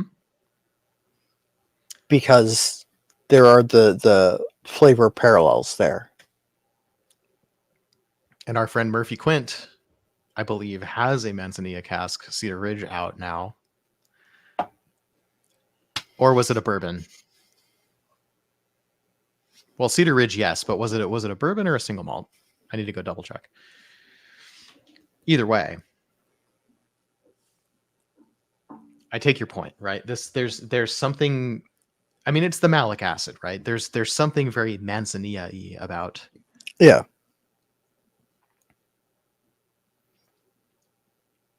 But when you're thinking about such a dry wine like that, I assume you're looking that up, by the way, right now. Yeah. Just so Because should I not because distract it's you? been bugging me. Yeah. It's a bourbon. Okay, it's a bourbon, but it's a Yeah. Manzanilla cask. Yeah. Yeah. Would be worth us trying to get our hands on that because we are fans of Cedar Ridge and of Manzanilla now, or all kinds of sherries, I guess. I Turns now out, know. yeah, if you want to become a fan of sherry, you should go learn about sherry, and then you become fascinated with all the different styles, and then things snowball, and you have 10 bottles of sherry next to you at all times. Which is way too much sherry, and it shouldn't be open as long as mine is sitting open. But that's what happens when you run a comparative tasting podcast and you bring on a sherry expert. So hey, go watch that video that we'll put in the description of our interview with a representative from Lustau Sherry. Yeah. A layman's take on sherry, as it were. Yeah, with Nathan Lehman. It's a great Yes. title. He gave us that title. Sherry in layman's terms. That's what it was. Unironically, being someone who does not enjoy wine, I had a lot of fun on that episode. Yeah, I think that was probably the first time we had tried something that is relatively new to us Mhm. live and sort of learned about it for the first time. And that's a different kind of side of us where normally Yeah. we come in as well-versed experts on whatever it is that we're drinking or talking about. And in that case, we did our homework the night before on a Discord stream where we were like, okay, let's read on what sherrynotes.com or whatever it was, all the different styles of sherry, and just do our best to understand what's going on here so we don't look Yeah. like complete idiots when we go into this interview. Hold on. Let me go ask Ian something.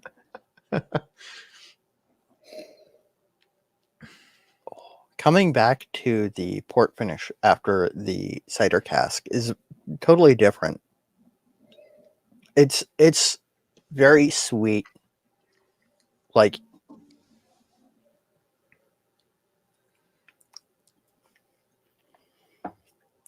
So since we're not drinking port, it's okay to say grape juice. yeah, yeah, yeah. Welch's. Not not the white grape Welch's, but like the concentrate in the can. Okay. I don't know if you were the kind of kid that would with their friends buy a can of the concentrate and just drink the concentrate straight. Concentrate It was not is my thing. puckering. Like Okay. the Welch's like comes in like a little like can like this that you are supposed to mix with like twice as much water and like a little spoonful of sugar or more. Yeah, as you do. You know, isn't it funny? Like, you ever see those memes? Is like, what's like classy if you're rich, but trashy if you're poor? Yeah. Like, things from concentrate is one of those things. I think Yeah. where there's like they've you know, concentrate not is not considered a highbrow thing, right? Like, concentrate is the opposite of good as far as most branding is concerned. But then Yeah. you have this, you know, caring about the environment, right, is one of those things that, like, when you have the resources to spend more money to for products that are greener, right? Now they're like dish detergent concentrate and laundry Yeah. detergent concentrate, right? Things that, like, why are you shipping water back and forth across the world Yeah. when you could just add the water yourself at home, right? By the way, drink whiskey, save the environment. You get your alcohol in a more compact format. Yeah. Yeah. Hey, Like a tenth of the water transport cost. pay no mind to the cost of the heavy glass bottle. Yeah. Okay, so one of the things, I don't think I've managed to get you a sample of this one yet, but the Single Cask Nation 5-year Mhm. Virginia, this is an STR cask. I think we talked Mhm. about this one when we had Amanda Beckwith on. I poured this one on the side because when I first tried this bottle, it was really dry and, you know, sweet on the nose, dry on the palate, Mhm. that kind of winey thing with lots of chocolate to it. Something about the port cask, the VDC bottling that we're talking about today, reminded me quite a lot of my first impression of this bottle, even though it's an STR. It's a wine cask. Right. Um, Something about that sort of deep, rich, fruity tannic structure, and they're not super similar. In fact, I also have the regular old Courage and Conviction that we both have, or the double cask reserve Courage and Conviction, which is bourbon casks and STR. And this one is like stone fruit heavy, like Oh yeah. peaches, like peach pie. All 5 of these whiskeys are, I would say, they carry the DNA of being Virginia Distillery Company. Yes. But all 5 of these whiskeys are their own distinct, unique thing. I won't say almost couldn't be more different. That's not true. But they are not the same drinking experience across any of the 5. No. That's one of the things that I've always found fascinating about Virginia Distillery Company is you have this, you know, very distinct, like, you know, I pour myself a glass of any of these, and I can definitely tell you that yes, this is a Virginia Distillery Company whiskey. It is totally different between the flagship Courage and Conviction, the Double Cask Reserve, and the VDC series.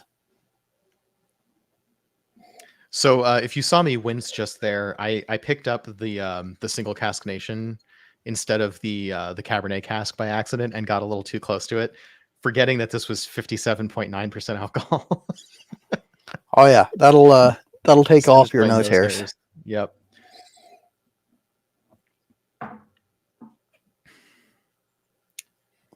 Anyway, we didn't talk a whole lot about the Cabernet cask beyond gummy bears.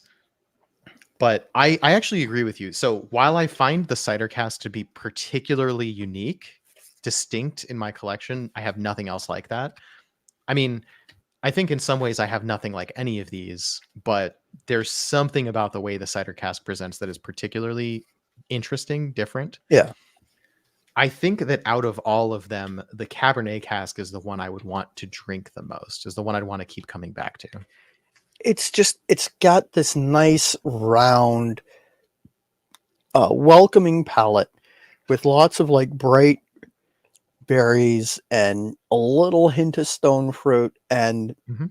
lots of vanilla and like almost a little hint of like confectioner sugar. Yeah, there's something like blueberry muffins in it too. Yeah. I love I this really cork, like it. this cork that's super heavy from the Courage and Conviction. Oh, here's a bummer. This happens to like practically every magnet that I have. Whoop. So this magnetic attached Yeah. golf ball finder thing, the magnet came unglued from inside of it, stuck to the magnet on the bottle. That happens to everything that has a magnet.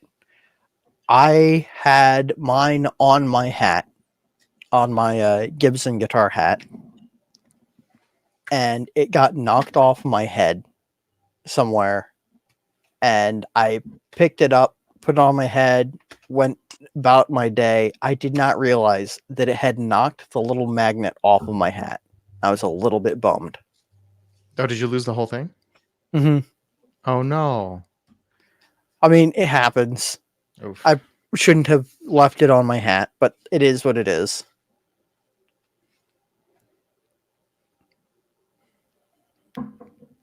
Yeah, all right. Is that what brand is that glass you're drinking out of? Is that a This is a Virginia Spirits Expo okay.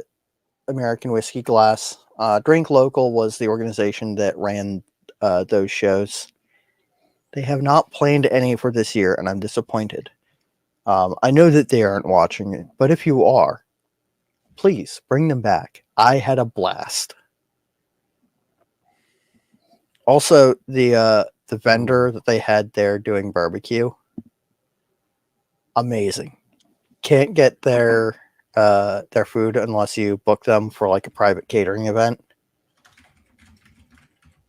Just amazing, like barbecue, tacos, fusion stuff. Very good. Okay, for your information, the Courage and Conviction Double Cask Reserve is currently discounted $10 from $89.99 to $79.99 at the vadistillery.com website. This is not an ad. I just couldn't remember how much this bottle cost, so I went to look it up, and that's what I found. I was thinking it was 100, and that I think I'm basing on flavor. So Yeah. I would say this is a bargain. Oh yeah. I mean, this is a bargain at its regular price. So it's rich, fruity, stone fruits, peach pie, just a little bit of that sort of apple cinnamon sauce kind of filling, that kind of thing going on. There's like a little buttery note, like in a like nice buttery pie crust. Yep, that's where I'm getting pie from for sure. Yeah. It's not quite shortbread cookie, right? But it's in that kind of direction, and it's chocolatey too. This is such good stuff. Like, yeah.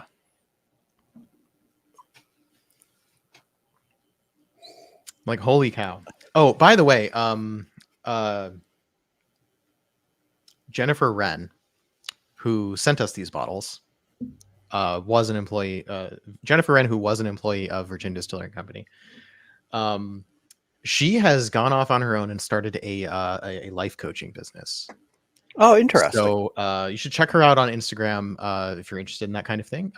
Jennifer Wren has been a lovely contact in the whiskey industry, but she's gone off and is doing something else now. And if you're interested in life coaching or anything along those lines, you like that kind of positivity vibe, you should follow her on Instagram. I forget exactly what her handle is, but the business is called The Renway, which is a wonderful pun.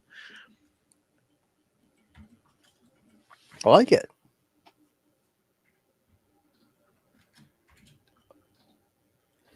Also, I know that we talk about presentation not really mattering.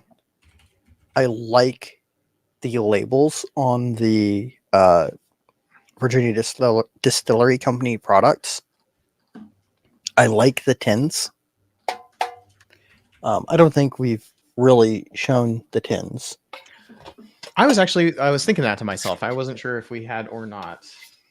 So I'm kind of crow-brained in that shiny things make me happy.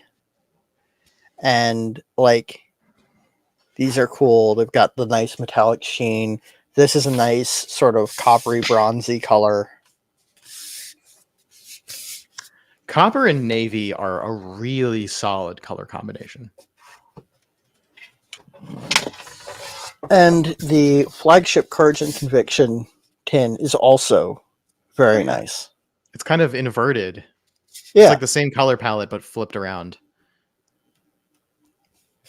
Yeah, nice. So that is, you get this wonderful tin for your money, and also, you know, the golf ball marker, or just you know, generally good magnet, right? Like that thing, the magnet fell out. That happens to all magnets. That can be fixed with super glue. Don't worry about that. Yeah, really like that that tin. On the other hand, I don't mind paying less to not have a tin, and that's one of the things that you get to do when you buy one of the VHW or the VDC lines. Is that they're calling it the VDC line? The sort I of believe so. trio? I mean, I've seen that acronym. Now that I've referred to it as such, I don't actually see that anywhere. I think Amanda Beckwith may have said that to us. Virginia Distillery Company. Right, VDC. VDC. Yeah, that's where it comes from. Of course, I keep writing it VADC because of the abbreviation for Virginia, and I guess that's right. It's not correct, and I keep doing that anyway.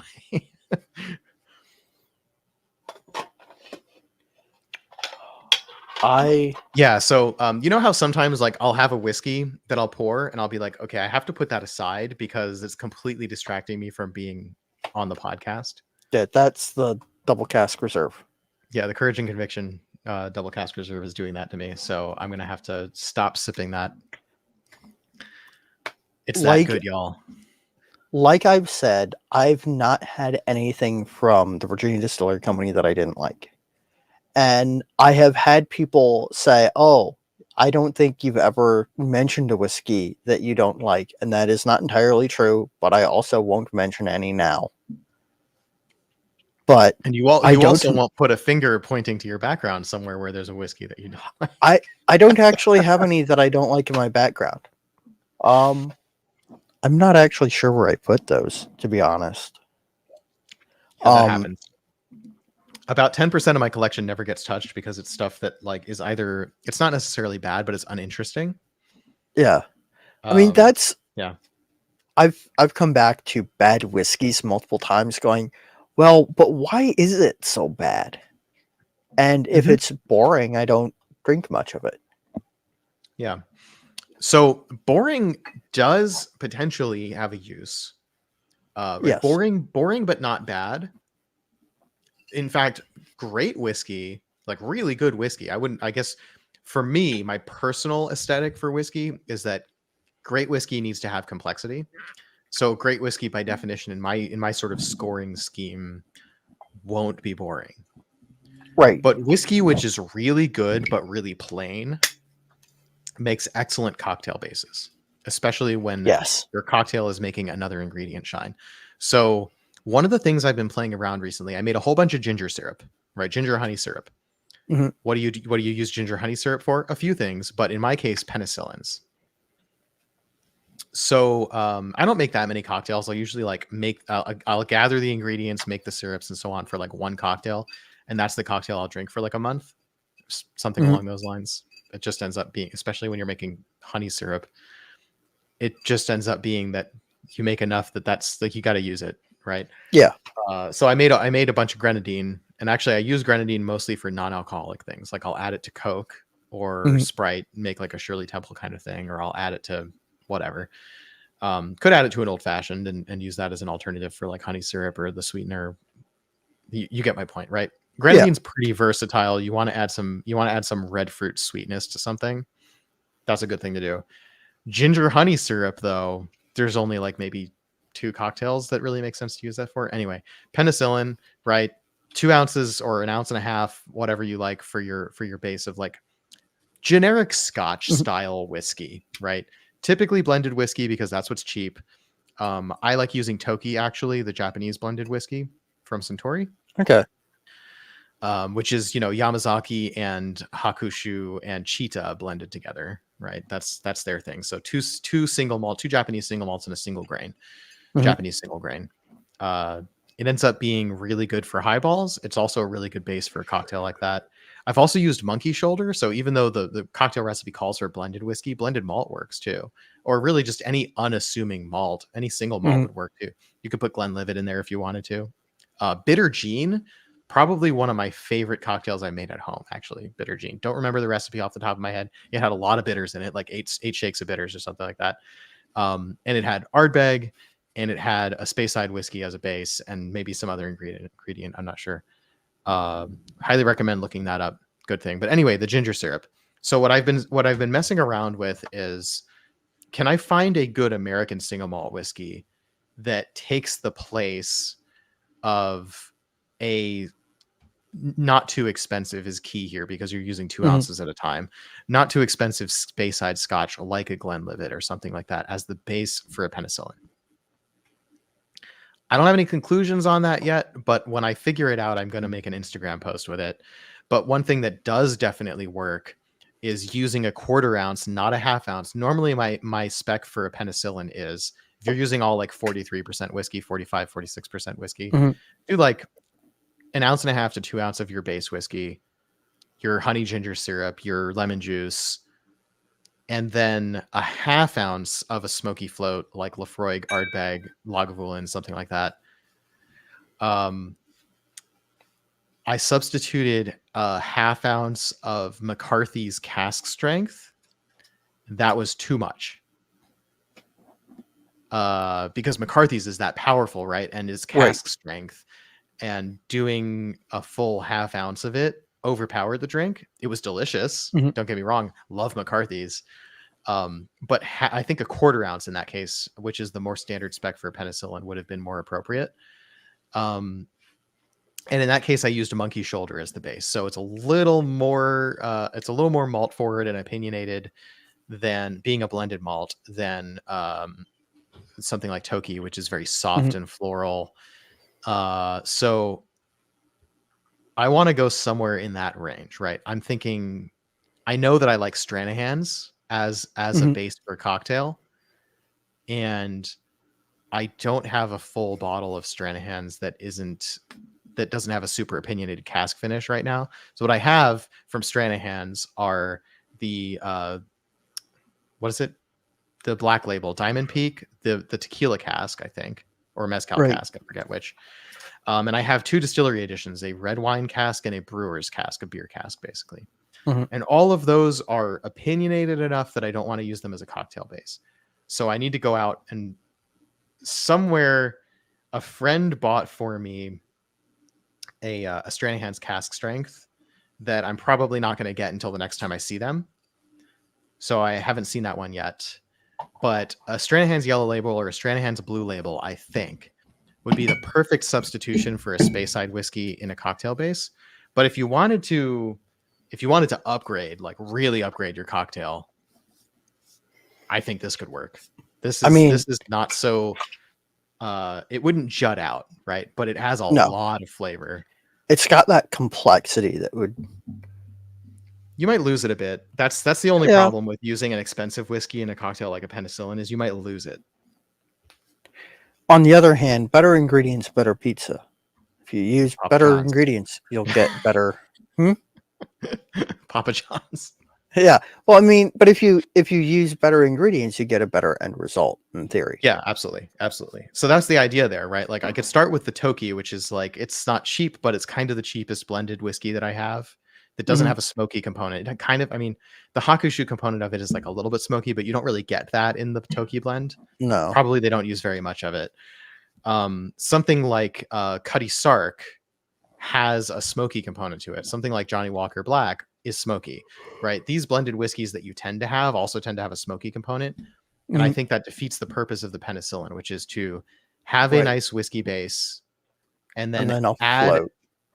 add a really high quality peated whiskey float.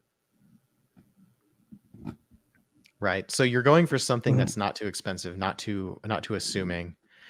And I wanted one of these VDC whiskeys to be a potential option there. But because so like what's interesting to me in the history of American single malt development is that Mhm. oh, hold on a second. Westland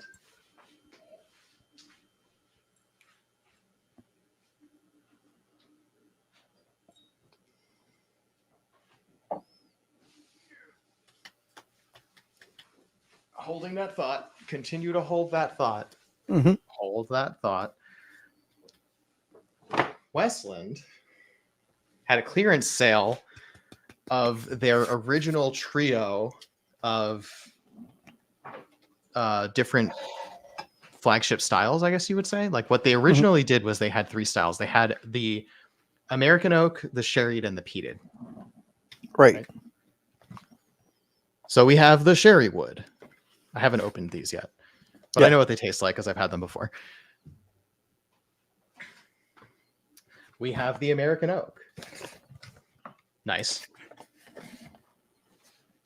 Where'd you get that? Well, Via clearly the ABC on right, clearance. yeah, right, and the peated, right. Ooh. So Westland for a while, and this is Scottish peat, by the way, right? Now that I have to make that distinction because Westland makes an Yeah. American peated whiskey, Scottish peat. So for a long time you couldn't find like they had those, they discontinued them around when they made the new flagship, right? The flagship, the new Westland thoughtfully made tagline flagship that goes for, depending on where you get it, anywhere from $45 to $60. So like wholesale price at Costco is $45 ish, and the regular price of the distillery is like $59.99, I believe, plus taxes. Right, that's their flagship. Mhm. When they created the flagship, which contained more refill casks, but basically was a blend of those three styles and sort of is meant to represent the entire house style of Westland, they discontinued that old triumvirate of flagship whiskeys that they had before from the early days of the distillery. And you couldn't find them for a long time. They had like the mini packs, like you could buy the 3 by 200 milliliter ones from the distillery Right. for a while, which I never got around to buying. This was $150 for the full set out the door, which meant that after taxes, I was paying $50 a bottle for Westland whiskey. I've probably been saying Westward. I'm sorry, I make that mistake because we've been I talking think about you've been most of saying these. Westland. Okay, good. My brain literally doesn't sometimes register the difference. Once I talk about both brands in the same sitting, I start mixing them up because the names are so similar. They're good sports about it. I still try to do a good job of not mixing them up. So anyway, of the Westlands, right? Like Westland is good whiskey for, like really solid whiskey for $50 out the door after taxes, right? Super happy to have that. That puts those in that same tier of that sort of $45 to $50 a bottle American single malt, and it's really good whiskey. There is in existence a review that I did of a Sherrywood Westward, which was a review of the last pour in a bottle that had been open for a long time. So I think that review is not particularly trustworthy. I did not like that. But I liked it enough that I would be willing to buy a fresh bottle, Right. especially because it's part of a set. And having all three of these is an interesting piece of American single malt history. So it feels right to have this on my shelf. Right. Anyway, the point back to Virginia Distillery Company. It's interesting that Westland went 3 flagship single malts into a single flagship single malt. And Virginia Distillery Company has actually gone the other way, where they had a flagship single malt or something along those lines, whether it was the one that was blended with Scotch or not, and have now released a trio of opinionated single malts, right? The kind Mhm. of things that don't really serve particularly well as a cocktail base, right? The Westland flagship works really well as a cocktail base for the right cocktail. It's Right. still an opinionated whiskey, but it's not something that screams sherry cask, right? Or screams peated. It's a balance of everything. It's a really good base for an old fashioned, something like that. Um, Despite the price point, right? $80, $90, the Courage and Conviction is a very versatile. It's got tons of flavor, but you can use it in anything. It'll be good no matter what's going on, good for any occasion, that kind of whiskey. Mhm. These 3 whiskeys are good whiskeys, but suffer is the wrong word, but like the potential. Now, I like complexity. I like unique things. Yes. These all work for me. For the average consumer, the fact that these are so opinionated in this is the apple cider and the Cabernet cask is a very winey, fruity sort of thing, and the port cask is a very tannic, um, rich, syrupy kind of fruity whiskey. None of those will work particularly well, in my opinion, for most cocktails. I think possibly the port cask would work well in a Manhattan. Yeah, I think so. For the other ones, I'm really not sure. Like I might find a cocktail recipe that makes me want to try them, but like something like the Stranahan's Yellow Label really begged to be put in a cocktail. And when I found the right cocktail recipe, that's the only way I wanted to drink it. Not that it was bad whiskey, but it made that cocktail, right? The cocktail that made me Yeah. fall in love with the bottle. And I don't think these VDC bottles are that kind of whiskey. I think these whiskeys are the whiskeys that stand alone, that make you want to sip them, not make you want to find a cocktail that works with them. On that note, I have to go rescue the dog, unfortunately, Okay, fair enough. because it's 10:30 and she needs to get her walk in for the night Yeah, before we you batten want down to the call it a night? hatches. I think it might be the time to do that, unfortunately. Yep. So, all right, let's sign off. So, as usual, we talk quite at length about certain things, and we completely ignore half of the agenda of talking about every other Virginia whiskey. So, what you should remember is you should go to the Rangers Respite, and you should on Twitter, on Instagram, or on Twitter, it's the Drinking Geeks. On Yes. Instagram, it's the Rangers Respite. Possibly on YouTube for tiebreakers, and we might even be voting in the Whiskey Lodge. So you should join the Whiskey Lodge and you should vote in the Virginia Whiskey Tournament. It's basically a popularity contest. We just want to hear from you. Whatever your reasons are, doesn't matter. Vote on which of these distilleries you like better so we can see them come through the brackets. And there is a trophy that is across the room because I didn't think ahead. But there is a trophy. It's a Jefferson Cup, which is appropriate because Virginia. And this is the 3rd year I've been running it. The plan is to do it bigger and better every year. And so far, so good. And round 2 starts on Monday with bouts 1 and 2 of the second round. There is still time to vote in the last bouts of round 1 on Instagram, on Twitter. It's J.H. Bards versus New Realm Brewing and Distilling, and Brady's Distillery versus Silverback Distillery. With that out of the way. Yeah, I was going to drop a link in the chat, but you know what? I'll just drop the link in the description. Yeah, in any case, you should vote. And one of the ways that we're doing bigger and better this year is we're going to have some of the people who made it past the first brackets into the second tier brackets. We're going to actually have some of them on this show, especially the ones that make American Single Malt. Unfortunately, that's our bias. but we also don't have the time to interview absolutely everybody, so that's a good way to select them down. I think that's probably all we need to say. We've been going for over 2 hours, Yeah. so I am gonna take the Cabernet cask as my sign off. I've got the double cask because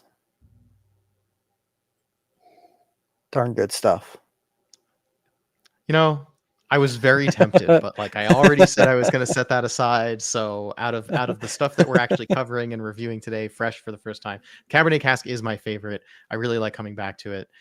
And The other problem is I emptied my glasses. yeah, well, that happens. So cheers to Virginia Single Malt. It's one of the states that has, I want to say 4 or 5, and that's a lot. That's a lot of distinct American single malts from one state. So good job, Virginia. 5? 6 total. 6. Okay, 6. That's a lot of American single malts from one state. There are around 200, 250, maybe 300 American single malts, depending on how you count. Which I think by the numbers means that most states have to have 5 on average. But even so, Virginia's doing real well on that count. So cheers to Virginia American Single Malt, Virginia Single Malt, however you want to call it. And until next time, we'll see you in the lodge. Cheers. Slancha.